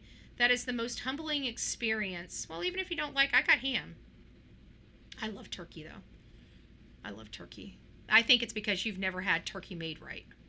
Everybody that's ever told me that they hate turkey, it's because they've never had turkey made right. They think turkey is disgustingly dry and stuff like that. It's not. It's the tastiest, flavorfulest bird. You just have to know how to cook it. Let me recommend something to all of my bird lovers out there. It does not give you the prettiest. It will give you some lines on your bird, on the top of your bird, but I'm telling you, you will have the best. I'm more flavor than I am pretty. You can make it. You can zhuzh it up. Flip your bird upside down. I know people. You can't do this if you stuff your bird. Okay, if you stuff your bird. But you can stuff your bird later. You can cook your stuffing and stuff your bird later. You don't have to do it while you're cooking it. But if you want one of the moistest, juiciest birds that you've ever had, the biggest thing I can tell you to do, listen, I'm a chicken head, which means I'm a poultry head, okay? I know chicken head probably means a little bit different this day and age than what it once did. That's fine, okay? It doesn't matter. I can make literally chicken 100,000 different ways, okay? I'm the Bubba Gump of chicken, okay? I'm the Bubba Gump of chicken. If you guys don't know what I'm talking about, go watch, what was it called? Why did my brain just go? Forrest Gump. Good gracious, I cannot believe my brain just went boom. But turn your bird, 2/3 of the cooking should be done upside down. Everybody turns the bird. Your juice is in your bone, okay? Your juice is in your bone. So in order to get the juice from your bone into your breast, you need to cook your bird upside down, okay? And then you flip it up, because you don't brown your bird until the end anyways. So if you would like to have the juiciest, I've never injected my bird, Faye, ever. I have the juiciest. But each their own. Now I do know people have. I've had fried bird where they take those injection. There's like a special injection needle. I mean, it's huge. It's like, I don't know, like this big, but it has a needle like this big on it. And you can push that in. And I know that I had friends inject their birds I've never done the bird injection. I don't know why. Maybe because I was always intimidated by it. I don't know what I'm doing. But if you guys cook your bird upside down, that means your breast is you usually, if you get a proper roasting pan, you have a pan that gets your drippings, but it sits into kind of like a V type of rack, right? So most people turn their bird upside down so the breasts are up on top and stuff like that. You don't want to do that. You want to flip it upside down. You want the bony stuff up top, and you're going to flip it back over, okay? But you're going to want to do that at least 2/3 of your cooking, because all of that bone broth goes down into the breasts, and that's what makes your breast, your white meat, so stinking juicy. Trust Betty. You guys see my cooking, okay? Nobody's going hungry in my house, okay? I have good food, okay? I'm not deceiving the flock. Trust me on this. You will thank me. And for those that decide to flip your turkeys upside down and you've never done it before, I want you to tell me what you think. Top cooking secret secret from PHP. And there you go. And. Maybe we should do some homemade, but I'm not as good. Like Miss Laura, oh my God, she makes some of the best cornbread stuffing from scratch. Like the cast iron skillets, making the cornbread, breaking the cornbread down. Oh my God, that lady knows how to make some fresh, good Southern dressing. I tell you what, I always buy Butterball. I don't care what I buy. I even with the meat, I like all my meat and stuff. I go for cheap. Like even my steak, I go for the cheaper meats. Even the T-bones, I'll go for the cheaper meats, because even if it's from a tougher cow, you just season it, you beat it, you fork it, you get it, you tenderize it, right? You can tenderize just about anything. That's one thing I learned from my cousin, which is a chef that goes around the world. Now, of course, they like prime cut meat, but he knows I'm a cheap bee. I will always be cheap. My best friend can't stand it. She goes, yeah, that sounds like my BFF. I start laughing. I am cheap. I'm a conservative, folks. Jeez Louise. All right, guys. Well, let's get off this and let's get more serious here. We have some problems. We got two cases we got a lot of cases that are problems, as you guys know. We got a lot of cases that are unsolved. We got a lot of arrogant cops that stand in their own way. They stay in their little box. And if something doesn't fit, I just can't stand law enforcement like that. I really can't. And I can't stand idiots. And I feel like I'm dealing with, like, Sumner County. I don't know. Like, if I was paying for this law enforcement, I'd be pissed. I'm glad I don't have to deal with this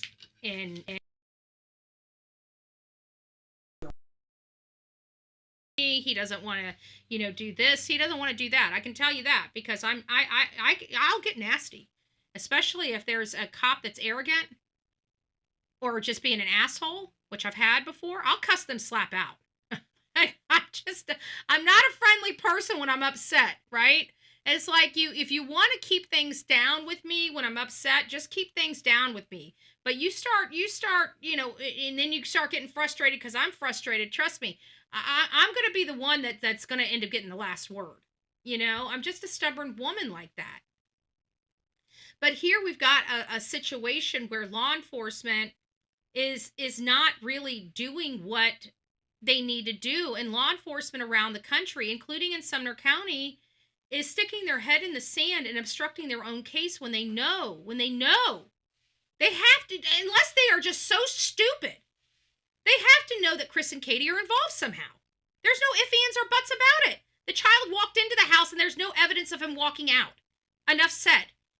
If they are trying to push this off that this kid walked out on his own and drowned himself 7 miles away, they're idiots. You can't fix that kind of stupid in law enforcement. You just can't. So if that's really how they're thinking, we know that they're junk. And they've got to be removed. So this community, you guys have got to figure this out, but you guys have got to start standing on your own and being vocal. Quit leaving it for everybody else to do for you, because it's only going to last for so long. Okay. So we've learned, I want to say that we started getting this October 15th, October 16th. We started learning that a little 9-year-old girl was missing. And one of the first things I saw was this young girl with her mother, right? The picture of them, both of them together. And I thought, oh, what a beautiful girl. What a beautiful mom, right? You know, the idea that a mom hurt her child, or, you know, we deal with it a lot, but we also, it's usually noticeable, and we can identify it fairly quickly. But with this one, it just seemed weird, because this mother, even though everybody's saying she's mentally ill, at least in the photos that were presented to the public, appeared like a mother that looked normal and a child that looked very happy.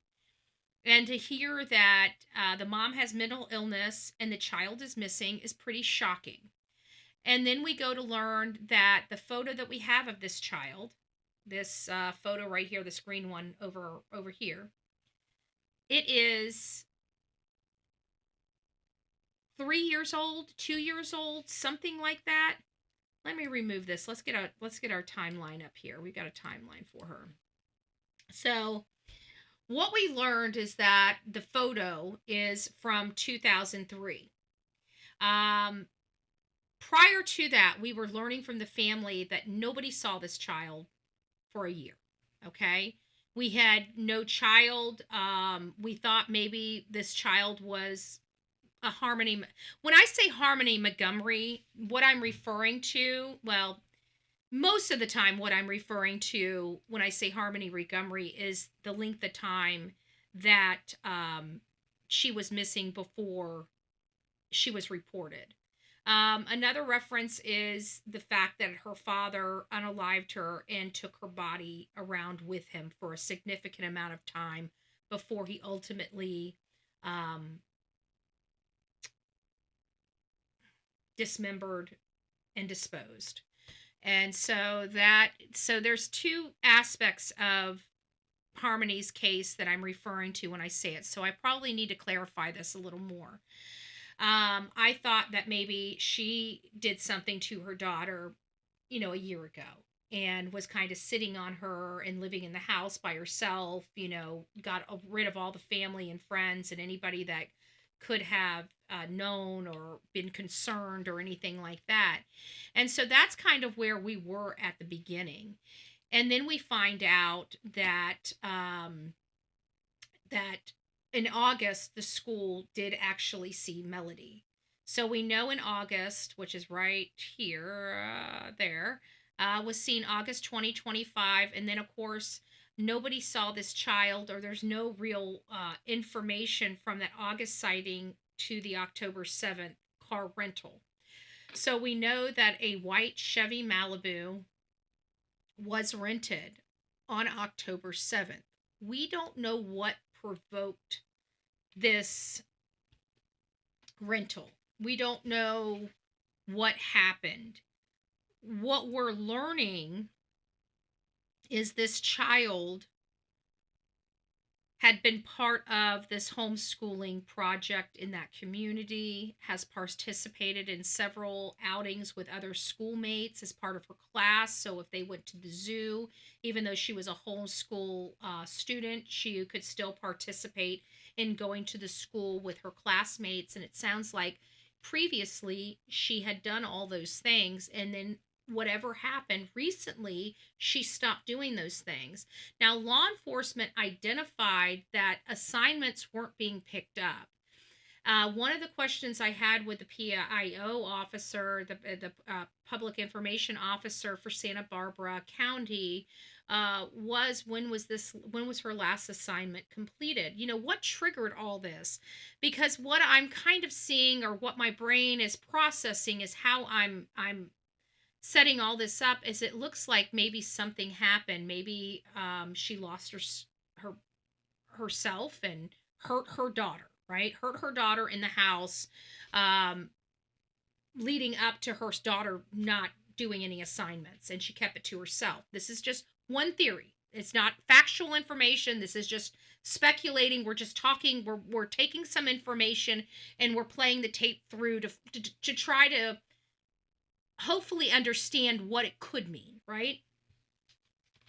And so all this comes to the triggering events that got the school's attention. What got the school's attention? And we're hearing it's because assignments weren't being completed. When was the last assignment completed? Because from what I'm gathering is there must have been some type of truancy procedures done prior to the car rental. There's something that triggered this car rental. Did the school reach out to her and say, hey, where's your kid? You know, we're seeing that these assignments aren't being done. Is your kid out sick? And she just wasn't responding to the emails, to the calls. And then finally she started getting the knock at the door. She doesn't have a car there. So the house looks pretty abandoned without any type of visual aid on the outside of the house saying somebody lives here. So if the garage is closed and the door is shut, she doesn't have a car. So it doesn't appear anybody is ever home, and somebody could be. Is that what happened? Did somebody start going to her house, knocking on her door, and she's like, oh crap, I've got to go? Now, that theory could make sense, but there is a caveat, okay? And the caveat is somebody allegedly saw Melodee on October 7th. They're not identifying who saw or how they know that Melodee was with her mother on the 7th, just that she was. We know that she rented this white Chevy Malibu, and that white Chevy Malibu had a California plate 9MNG101. This vehicle was picked up and rented on October 7th. And so we know at least from October 7th to the 14th, no work is being done online for Melodee. The school is not receiving any assignments being done. Is this when the assignments aren't being done, or were the assignments not being done before the 7th? We don't know the answer to that. They're not answering that question. Law enforcement is not answering that question. Law enforcement is not answering a question as to what are they doing with this woman now, right? It seems like they're all twiddling their thumbs on the outside of this lady's house, trying to figure out what to do. According to everything I'm hearing, she hasn't been brought into law enforcement. She's not cooperating. She's keeping her mouth shut, and she took a long extended trip over to what they say is Nebraska. She goes to Nebraska from October 7th to October 14th and returns back home October 14th without Melodee. Law enforcement at this point is now knocking on her door, making contact with her, saying, hey, we need to have eyes on your daughter. The school's telling us that she has not completed tasks in a significant amount of time. Where's your daughter? She will not talk to them. She will not tell them any information about where her daughter is.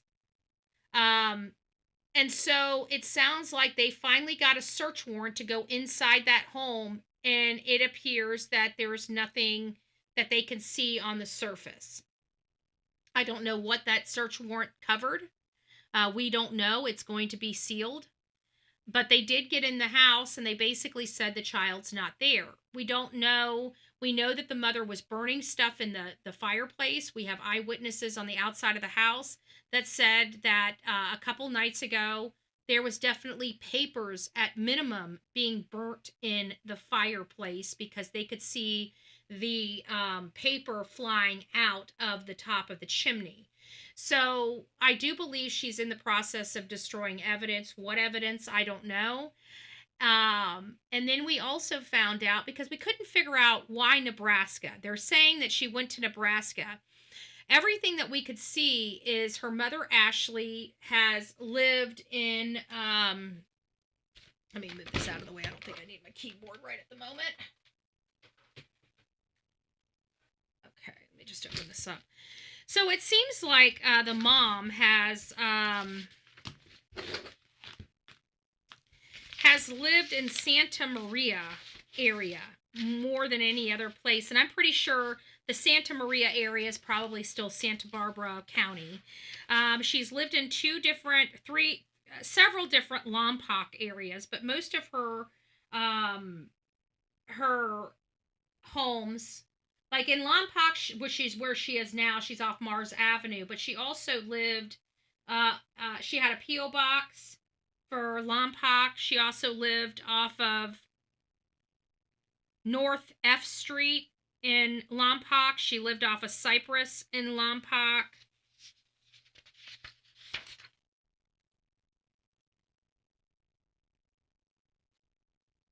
And she lived off of Windmill Court in Tulare and off of Alta Glen in San Jose. So outside of that, every other property she has lived in has been in Santa Maria. So we have Northwestern, DeJoy, Tanglewood, Orcutt, Larkmont, Church. She had a P.O. box, Pinell.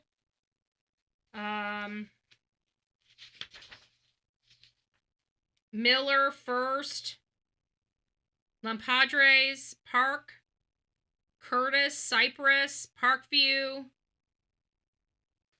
So she's lived in Santa Maria quite an extensive period. But that's it. Every place she has on the map is California, with the exception of one address.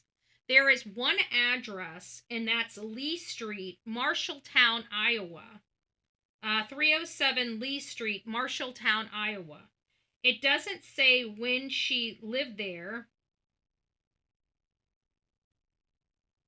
but she did live there. She has some type of documents or something that went to that address, and it's a deliverable address for her.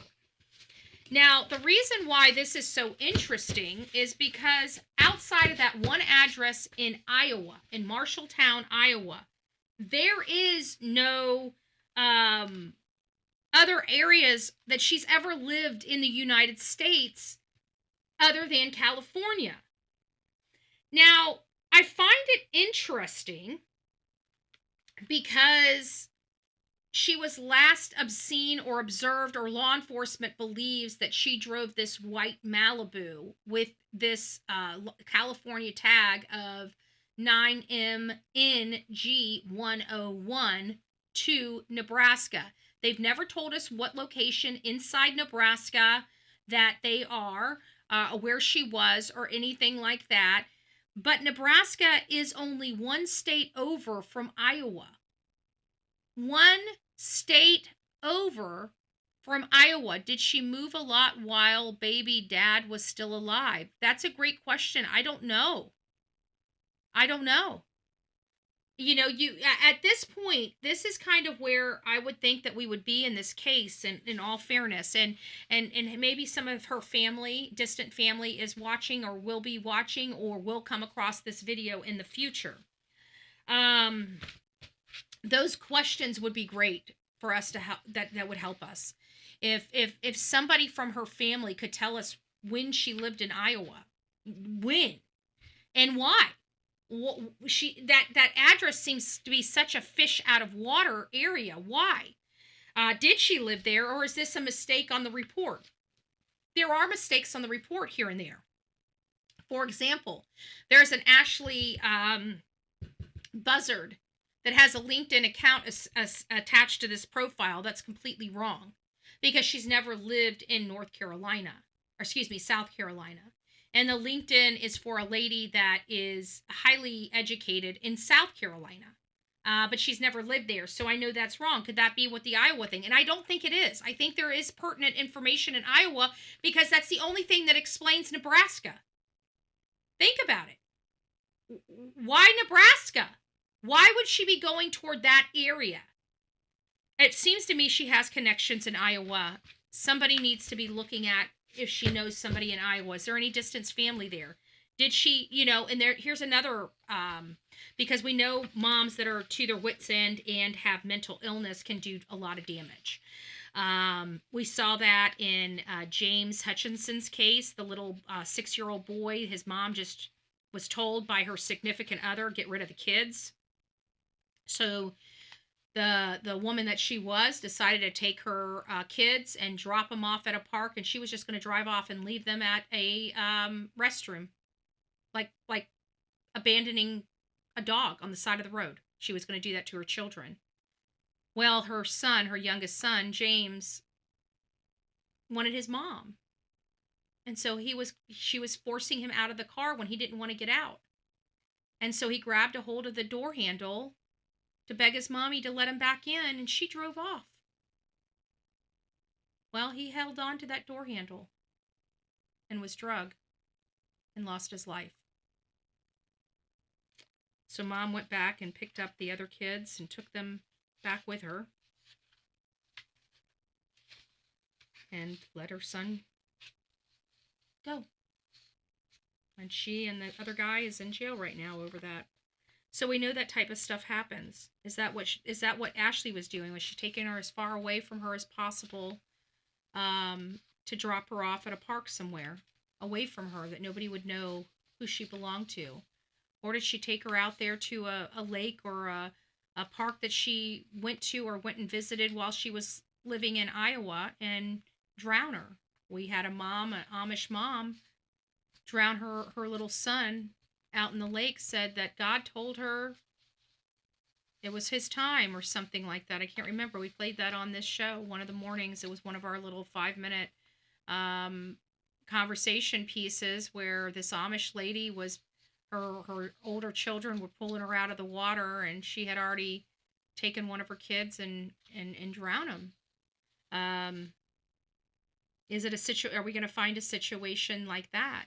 It's very hard. Hey, Midnight Angel, it's nice to see you.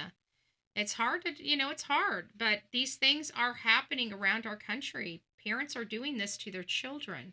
We have arrests all over the United States, homicides all over the United States from these parents doing these very things to their children. And we have a woman that took off with her daughter. I mean, they look so much alike. I just don't understand how a woman could hurt a child if she did. We have no evidence that she has hurt a child. She might have been to her wit's end and called a friend that she hasn't spoke to in a really long time and said, "Hey, I don't know what to do. I need help." And her friend said, "Well, just bring Melodee here," and maybe they just haven't heard that this child is missing. Maybe we need to do some blip boards in Iowa, in Nebraska, along the roads there. Maybe somebody's seen something. Maybe that's what we need to do. Let me see if I can reach out, because Nick with At Night, he's always willing to help with some design stuff, or his team is. Maybe I can get in his ear. Maybe he can help me at least get a blip board. I mean, I'll pay for it. He doesn't need to do that, but I would like to get.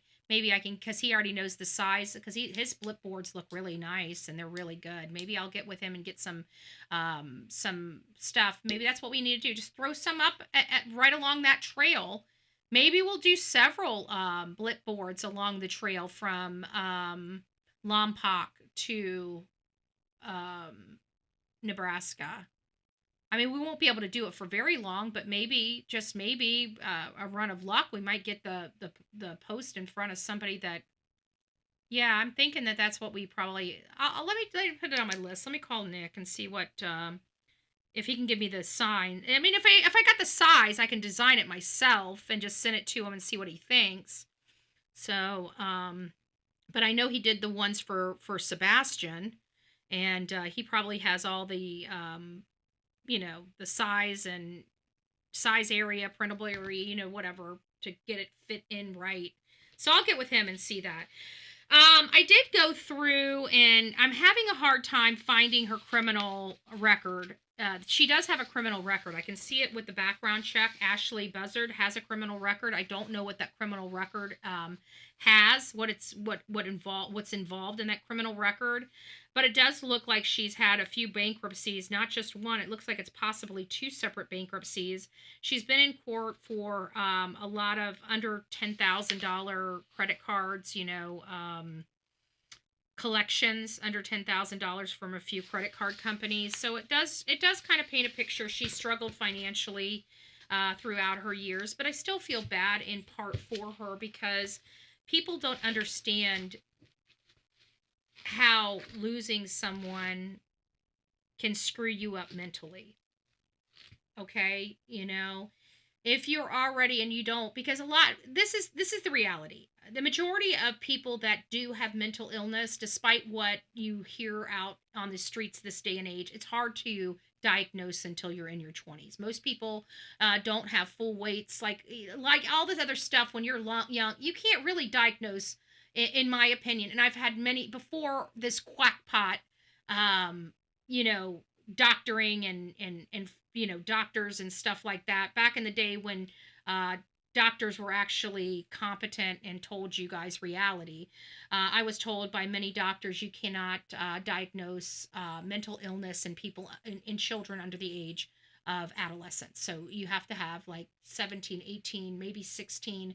But anything under that, you're going through puberty, you're all over. It's very difficult to diagnose, okay? I had doctors tell me that. Many doctors tell me that over and over and over again. Over the years, that changed. They now are diagnosing kids with all these stuff. And they're putting them on prescriptions. And I think prescriptions is what caused a lot of the stuff we're dealing with in the United States right now with our children. So I'm hoping that there's going to be some new therapies out there that will help undo some of the stuff that our pharmacists and pharmaceuticals have done. But at the end of the day, I don't know what mental illness this lady has, Ashlee Buzzard has. But I don't see a whole lot of people doing this to their children. Is she so far gone that she unalived her child? It sounds like her daughter was alive October 7th. I was questionable about that, but now that I heard that was a verified sighting, it tells me that the only thing that she did that day was rent the car. So I have to assume, and it's an assumption, I don't know this for fact, that she was seen by the car rental company and she was alive. That's good news. So now the question is, because we learned from, say, Tyler Robinson in the Charlie Kirk case, these people stay home and they're in these chat boxes all day long. We know how CSAM works, right? Not that this child was CSAM'd by her mother, but we do know that sometimes these people get into these chat rooms. Oh, it is. Oh, you got another hour. You got another hour. I'll get to you. I promise. In these chat rooms, and this is how these men start manipulating women to turn over their children. We see it happen. We know that Grady Judd deals with this on a daily basis. Hey, Common Sense, it's nice to see you. She got SSI for her daughter when her husband died in the accident. That's what I was kind of thinking as well, for money. But it's still not enough money, obviously, to take care of them all the time. Otherwise, she wouldn't be having such financial problems. But long story short, people don't understand the mental problems that a death does. they don't understand how that affects a young mother. Think about it. This mother was probably already going through some 6-month-old child. She was probably going through some postpartum stuff, and then finds out her husband or her significant other, we don't know if they were married or not, ends up losing his life. She probably lost her stuff. I mean, she could have mentally broke. She could have probably never been the same again. There's a lot of women out there that I've heard that's gone through the same exact type of situation that have never been the same again. They never have been able to overcome that pain and that loss, and in the abandonment. Like, think about how abandoned she must have felt. Her significant other's gone. Her baby's father's gone. She's not getting along with his family. She's not getting along with her family. She's kind of isolated herself to the point that she doesn't have anything to do with anybody. She's got this child, and she finally has her final break. I mean, we got to remember Travis Decker. You know, he loved his children. Do you guys hear me? He loved his girls. Something happened in him where he just broke. And I keep wondering if that's the situation here. Did she just break? She returned home without Melodee. I'm praying to God she did reach out to somebody that she knew from Iowa when she lived in Iowa. And hopefully they met her over in Nebraska to pick up her daughter, and her daughter is okay. And the friend doesn't know that there's this big hoopla about her daughter. So we need to get something going on, because somebody saw something out there. I mean, there's no way that she made trips across the country without, I mean, she had a gorgeous little girl. I'm sure that there were a few people that thought, oh, what a cute little girl, you know? I mean, I travel all over the country. There's all types of stuff that catches my attention, you know? And cute little girls are one of them, okay? I'm not a creep, just to let you know. I'm not a creep. I'm born Betty. But I think little girls are so cute, right? And little boys are handsome, right? And if I saw a cute little thing running by next to their mommy, I'd be like, oh, your daughter's so cute, you know? It's what I do when I'm on the road. Hey, Brenda, it's nice to see you. Kim, hey. So it's upsetting. She came back. Obviously, there was a search warrant executed on the 15th. Nothing was garnered from that. And then, of course, the FBI enters the search on the 18th because it goes over state lines. There's nobody that has jurisdiction to go over state lines other than the FBI. So now the FBI has joined the investigation. We are nowhere closer to learning what happened to Melodee today than we were when we got into this case on the 16th, folks. So I'm keeping an eye on it. We will update the timeline, but this is the timeline for Melodee. I don't think we have a whole lot of information. I will go over what we do have. Here is the family. The family's not the community's not giving up. Give it just a second. Let me make sure it's Scott Hennessy. Relatives of a missing 9-year-old from Vandenberg Village continue to plead for her safe return. Melodee Buzzard was declared missing on October 14th. Her mother, Ashlee Buzzard, has not cooperated with authorities to this point. The last known sighting of Melodee was October 7th in the car with her mother en route to Nebraska.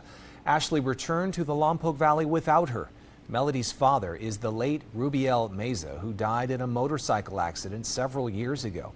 Lily Dennis is Rubiel's father and works for Your News Channel. She is inviting the community out to a sunset candlelight vigil on Friday on the 500 block of Mars Avenue where the Buzzards live.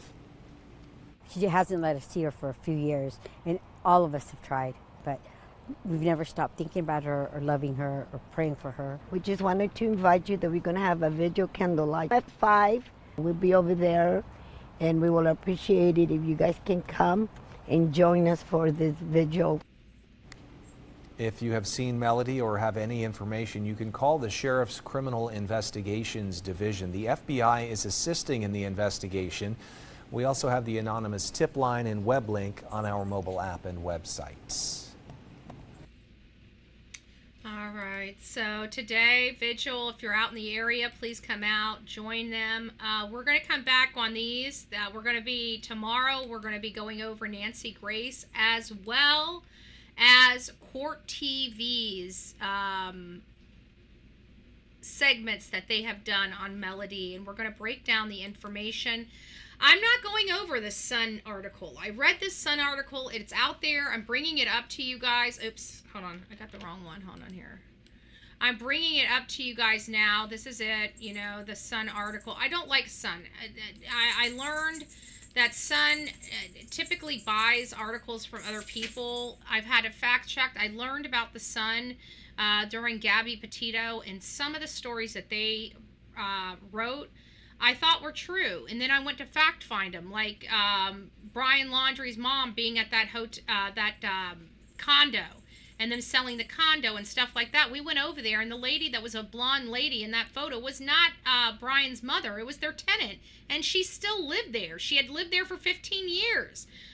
She actually, it was owned before Brian's parents owned it. It was owned by another tenant. It had sold 3 or 4 different times. She stayed with the lease.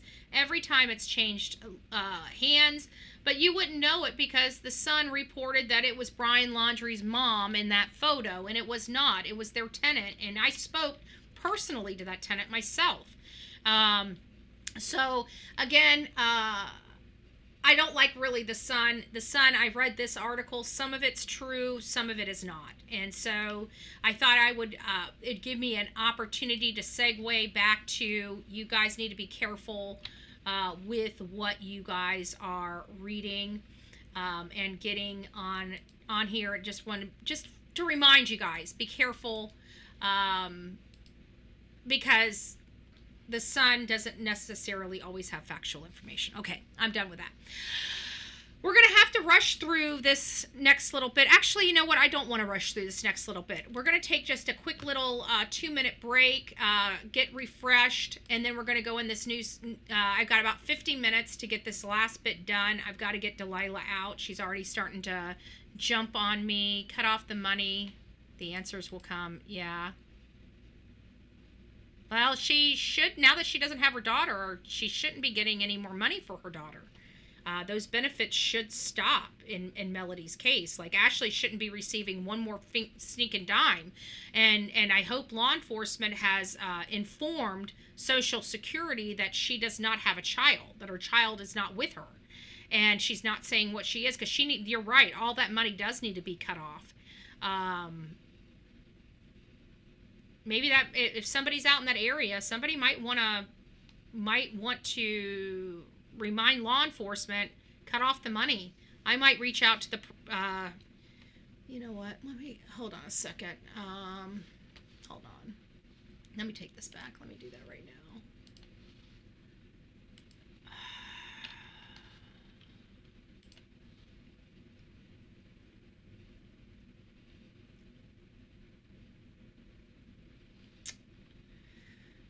Where's my letter? Media request right here.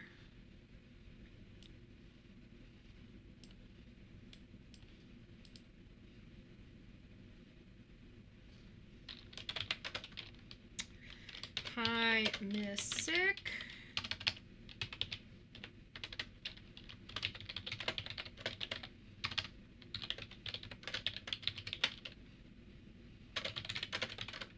Would you kindly confirm to me that Social Security has been notified? So, Ashlee Buzzard.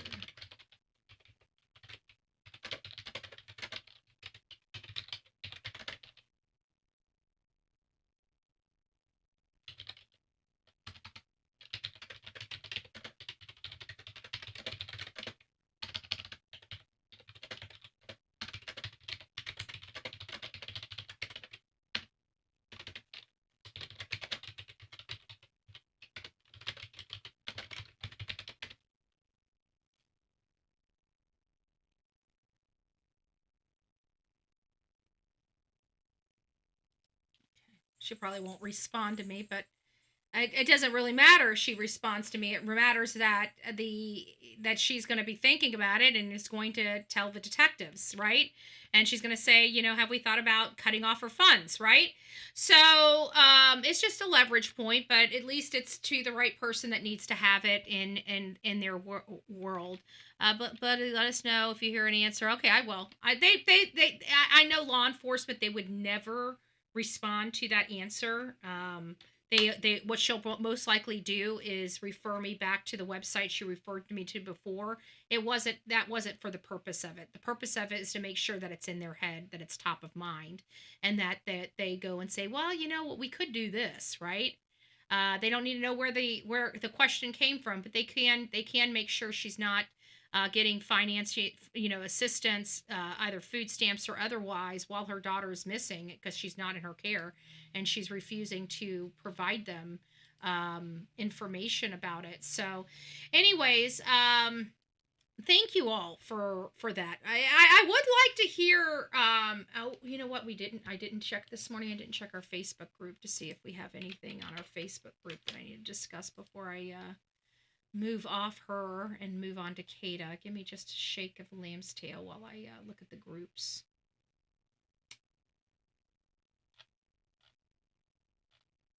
Why am I in this?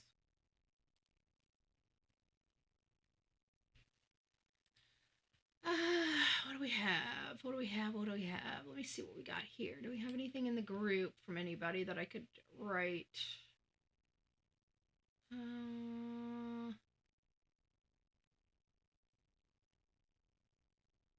look like. Let me see if anybody has commented. A mother actually tried to rent a car recently per Justin, Clutch Them Pearls. Jennifer says, this reminds me of a case here in CT with Mimi. Need to know where in Nebraska. I don't know, but I do know Marshalltown in Iowa. They haven't told us where in Nebraska they think she is. So do we have another comment here I'm missing here? Let me just check.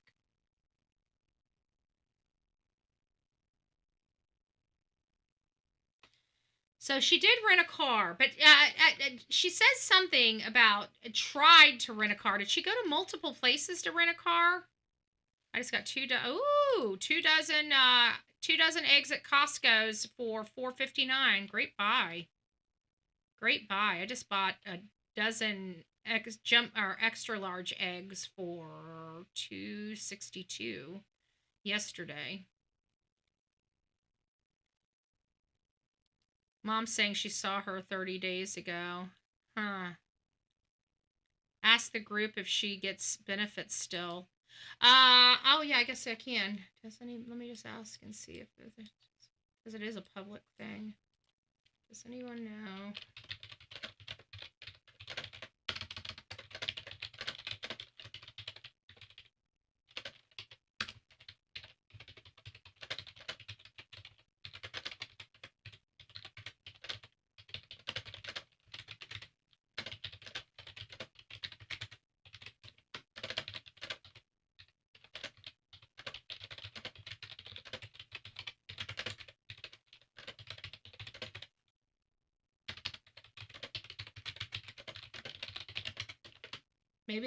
Maybe that's why she's packing up, because they said that hey Whispering Ones, nice to see you. They said that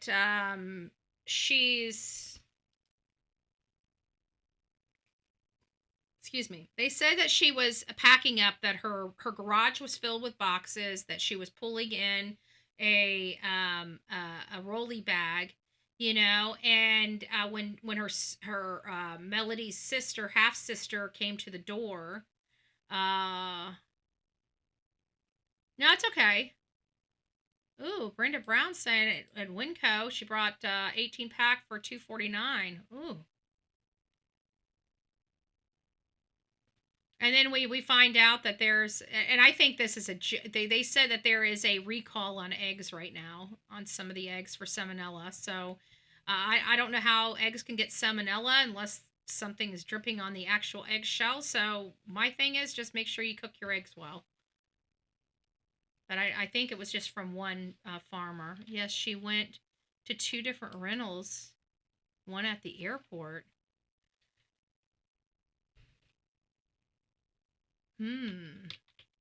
Interesting. That's probably because of the house she was purchasing it. I've had to do that because there was I have a debit card. I didn't know. I do have credit cards, but there are some that I have that I don't ever use. It's like rainy day funds. If I get jammed up, I've got a card that can get me out of a jam, right? Like but I never take them with me. They're kind of frozen assets, if you will. And so I have my debit card. It's, I don't even keep a lot of money in my checking. I keep money in a different account, and then I just transfer over what I need, to keep everything above board. And, never really, if somebody stole my credit card and went on a spending spree, they didn't have, carte blanche to my every penny I have type of thing. But I got jammed up because I didn't have my credit card. I had a credit card on me, but it had I think a $500 credit limit on, just a one to travel with, a travel card. And so I went to Fox, I think it was Fox Rental Car, and they would not rent me a car because they wanted a credit card. And they wanted to charge me some $500 deposit, which you would say, well, why didn't you just give them the $500 credit card? Well, because I had already charged I don't know, $30, $40, $50, maybe $60, or had a small balance on the card. Nothing major, just a small balance on the card.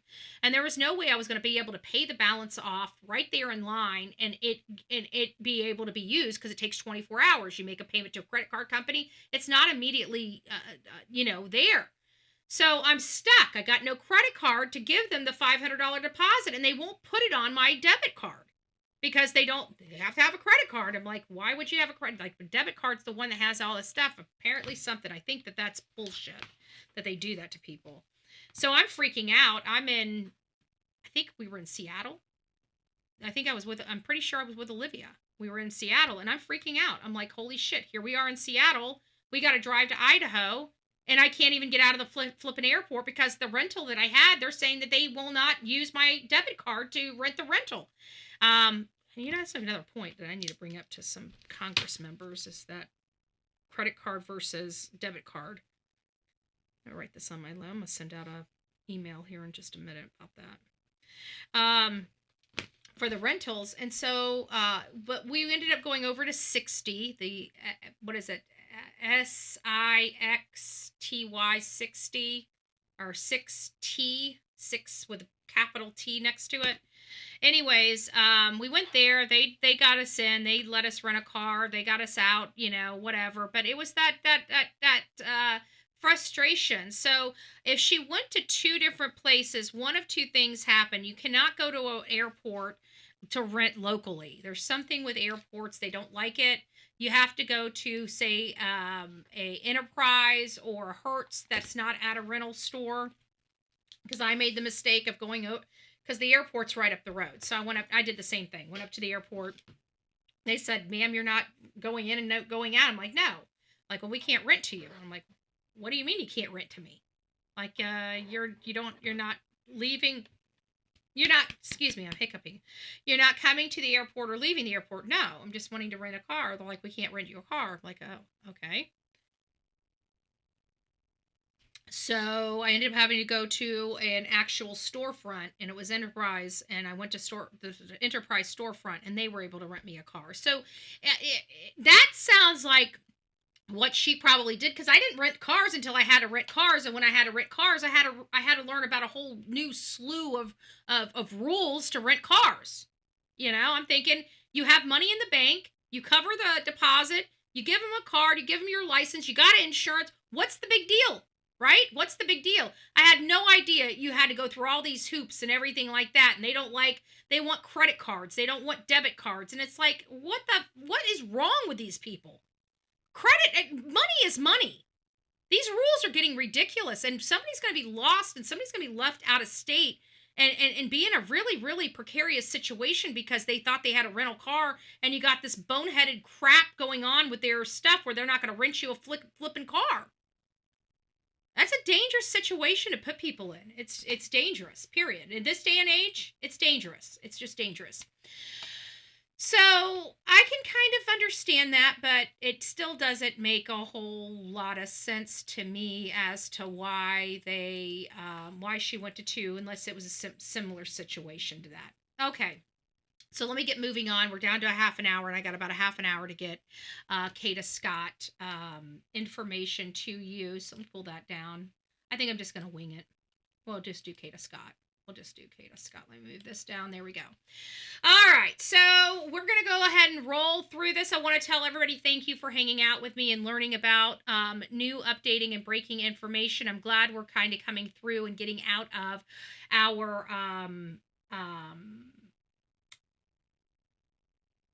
shadow banning.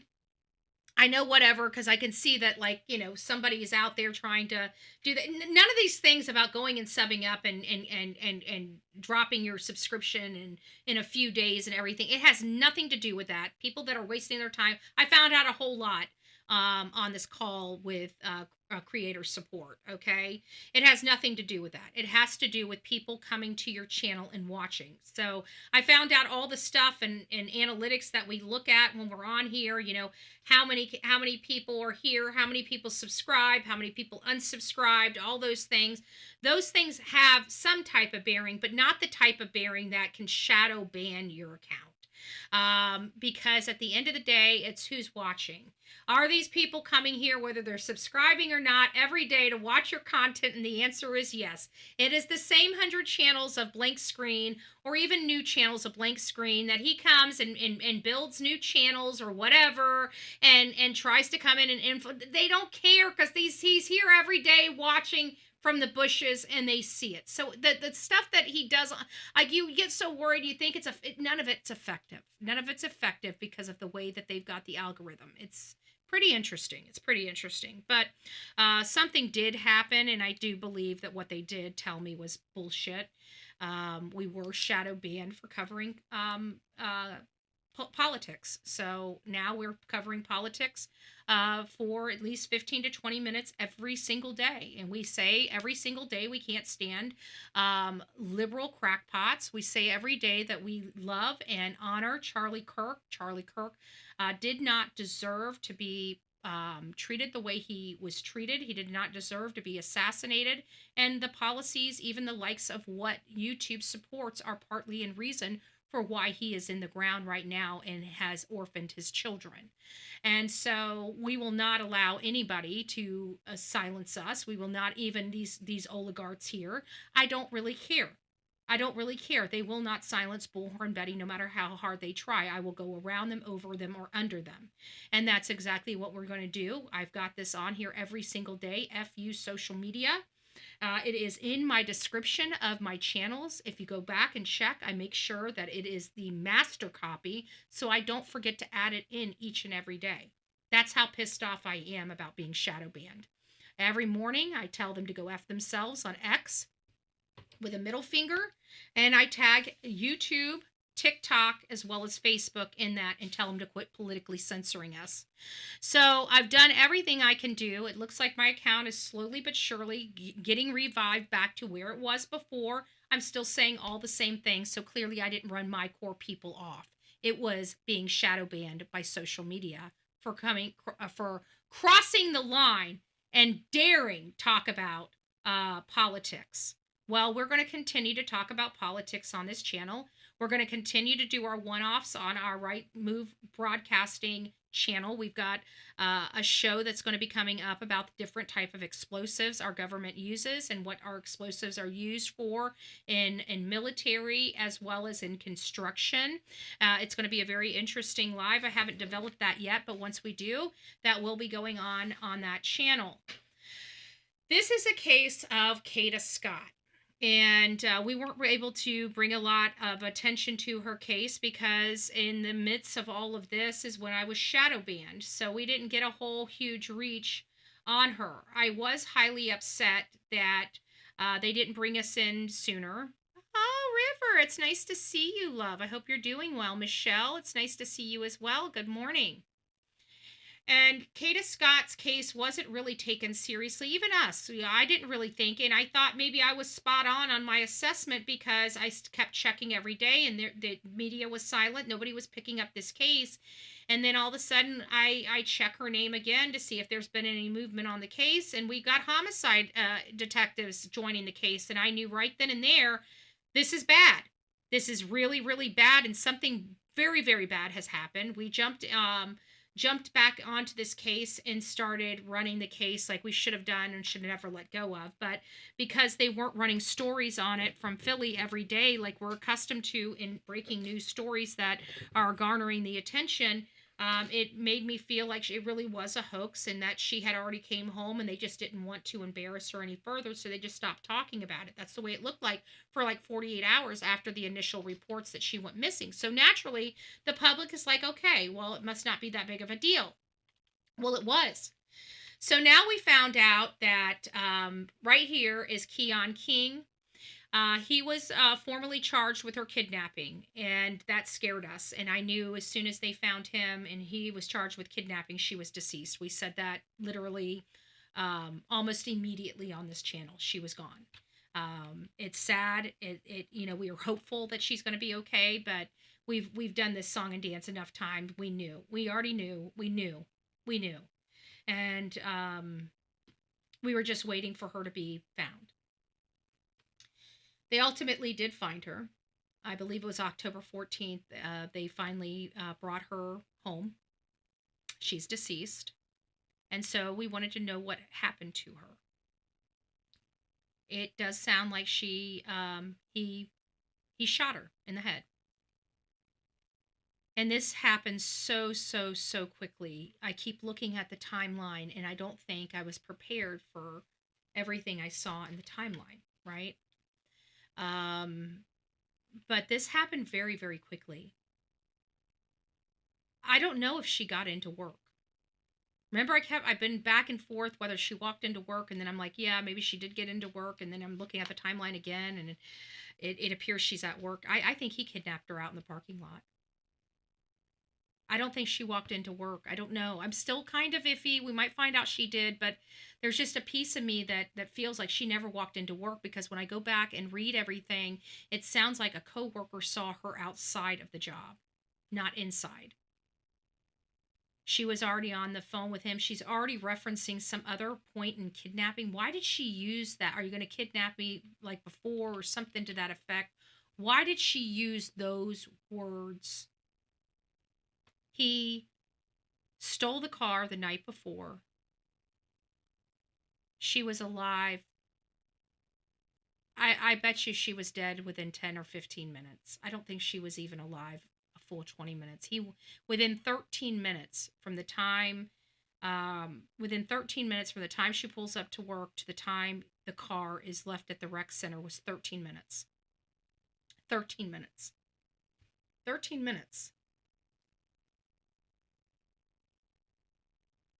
This doesn't sound like domestic violence. This sounds like something different, but I feel like the family's withholding the fact she had a relationship with him. And I think she had a prior relationship with him. I don't know when. It doesn't necessarily mean it was recent.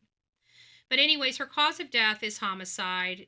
She has a gunshot wound to the head. And he's been officially charged with a slew of crimes: abuse of a corpse, the general murder. They have him listed as general murder. I think they're waiting to determine whether this is going to be a first or second, but the way everything's setting up, it looks like this was premeditated, at least to some degree. There were at least two other people with direct knowledge of this. We heard from the sheriffs that somebody had provided them very specific leads to where she was. There were two other people out there, so I believe one of his accomplices were working with law enforcement. And the community's coming together to rally for this family and to get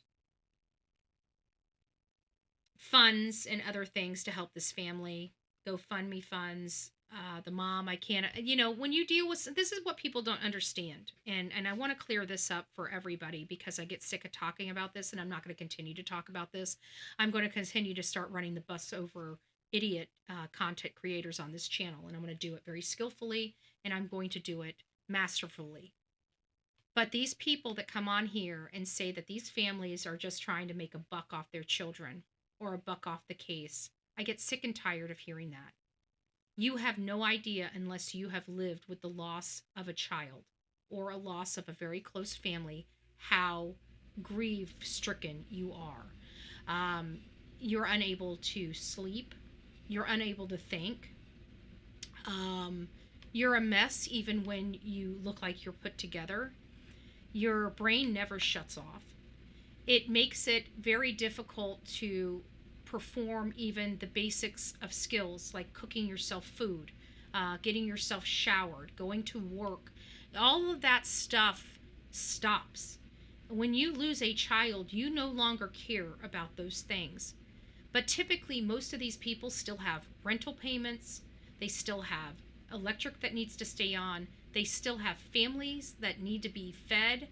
And they cannot function because they are in such grief of their lost loved one, especially when they have been brutalized and you could not help them. There's something that happens to a parent and their mentality when they know that their child has been hurt or abused and they weren't there to help them. This is a case where their beautiful daughter that had her whole life ahead of her went to work one day and never came home. And now they're having to bury their baby with a bullet in her head and trying to figure out what the hell happened. Nobody will ever know what that feels like. And yes, you do not go to work. You do not function. You do not think. Most people that do go to work make so many mistakes at work because their brain's so messed up that they end up getting fired. Their employers fire them when they're going through the worst time in their entire life, because they don't want to deal with it. They don't want to have to explain it. They don't, they need the work done. They don't have the time to deal with mistakes, blah, blah, blah, blah, blah, blah, blah. Many people don't know that. So these families struggle. So what we try to do is at the beginning of these cases, we try to front load these fundings, because we know as time drags on, people get disinterested in the case. So you have to front load these things. That means you've got to try to get as much as you can get for these families up front when these cases are hitting hot, because that money has to last them for even when the case starts staling out or we're no longer interested in it. Mom and dad are still just as messed up as they were the day one. And that's what people don't understand. So if there are things that you can do for families on reputable ones that are truly their accounts, their GoFundMes, we will list those. I haven't gotten a list yet. I should have already gotten it, but I just dropped the ball on that. I apologize. I will make sure we get this up on this channel. So if you guys would like to donate to this family, you can. Even if it's a meal, a coffee, or whatever, do what you can. This is what we do. We come together. We bring resources to these families when we can do it. So her cause and manner: homicide, firearm. She was shot in the head. Keon King's bond, he was on a $2.5 million bond. His bond has now been revoked with these murder charges. So now he has zero bond. He cannot get out even if he came up with money. And of course, the community is reeling and coming together for this woman. I think that they're coming together in a lot more, in a lot differences than we think. For example, I think they're really considering their voting moving forward. They got to see what their law enforcement and DA is doing for them, right? So that's the only time that you really get to see how good your law enforcement and your DA's office is when you need them and they show up and do the job. Well, they showed up and they didn't do the job, and the community is outraged because of this. So I hope that this is not like a knock on the community, but it is a knock on them to wake up, to say, hey, you've got something that's not working for you. You lost one member of your community. Don't lose another one. Vote them out and get the people that need to be in place so you don't have to deal with this in the future. Bad guys. This guy, Keon King, should have been in jail. He had already done this to another woman. She lived. Kada Scott did not. This was preventable, and nobody in the community stopped it from happening to begin with. Preventable. This beautiful young lady should not be dead. She should be here, if not for horrible Democrat policies that put these violent criminals back out on the street to harm me and to harm you and to harm people like Kada. We have to say no. We have to change the direction of this bond. No, everybody is not entitled to bonds. Just like everybody's not a winner, okay? There are winners and there are losers in this country. Just because you're a loser at something doesn't mean you can't be a winner at something else. But there are definitely winners and losers. Everybody does not, and I repeat, does not get a trophy. Those are horrible, horrible lessons to teach children. Horrible. It's not grained in reality. It's not fair to the children. And at the end of the day, it is not reality. There are winners and there are losers. There are people that deserve to be in jail, and there are people that do not deserve to be in jail. Keon King was not and should never have been entitled to bail. And he was. Even after doing what he did to Kada, he was still entitled to bail.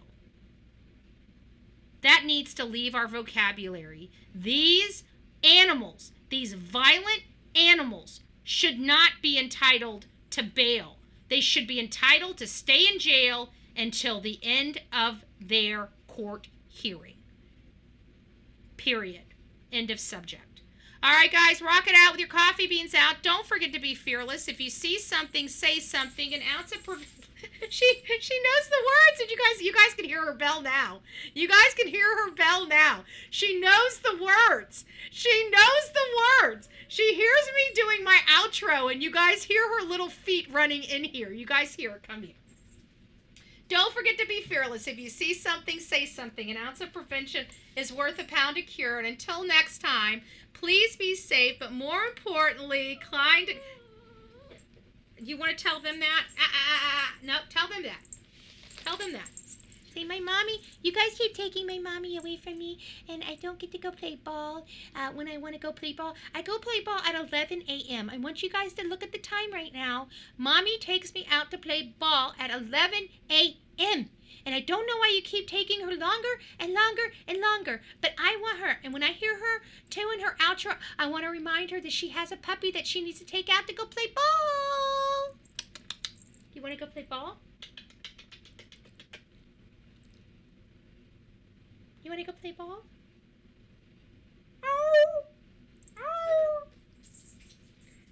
Watch. You know what? I'm gonna fake her, because it was when I was getting up yesterday. She went crazy. We're gonna fake it. You want to go play ball? Ready? Let's go play ball. Why won't you do it? You know I got the earplugs in. You know I'm still live, don't you? Because why won't you act like you will act? Tell him. You want to go play ball? Ow! You guys can hear her. I know you guys can hear her. She's still being good. She's still being. Okay, I'm gonna quit teasing her. I need to take her out. You guys have a great day. We'll see. She knows I'm still live. Let me see if I can Baker. I'm gonna let you guys. I'm not gonna go live. I'm not gonna end it yet. I'm gonna go into the. I'm gonna walk in here. You guys are gonna hear. I'm turning the microphone up. Okay, the microphone should be blowing your ears off. All right, watch this, and then I'll come back. This is gonna be the last time I tease her. I promise.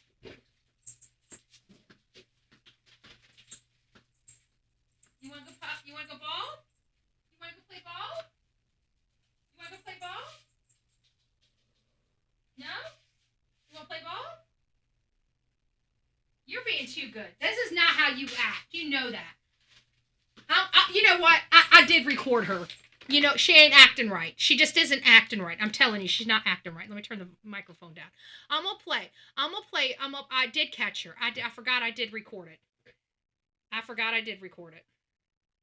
Oops. My attorney. Are you really good? I am still on my live, going to get that taken care of next. Okay. Where is it? Hold on. Here it is. Oops. Wait, when I say ball. You were just got done yelling at me. You want to go play ball?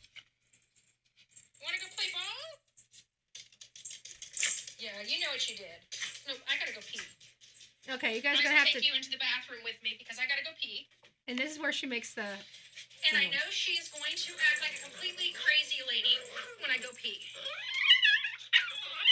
There she is.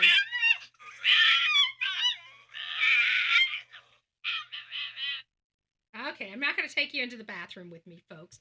But I did bring some receipts. I just want to let you know. She goes a little cray-cray on me when I'm starting to, you know what? If I have to go to the bathroom before I take her out to play ball, she is there the whole entire time yelling at me while I'm on that toilet. I'm sorry for giving you guys a little TMI, but I needed to bring the receipts, and sometimes the receipts are a little pissy. I'm just saying. Have a great day, y'all. We'll see you soon.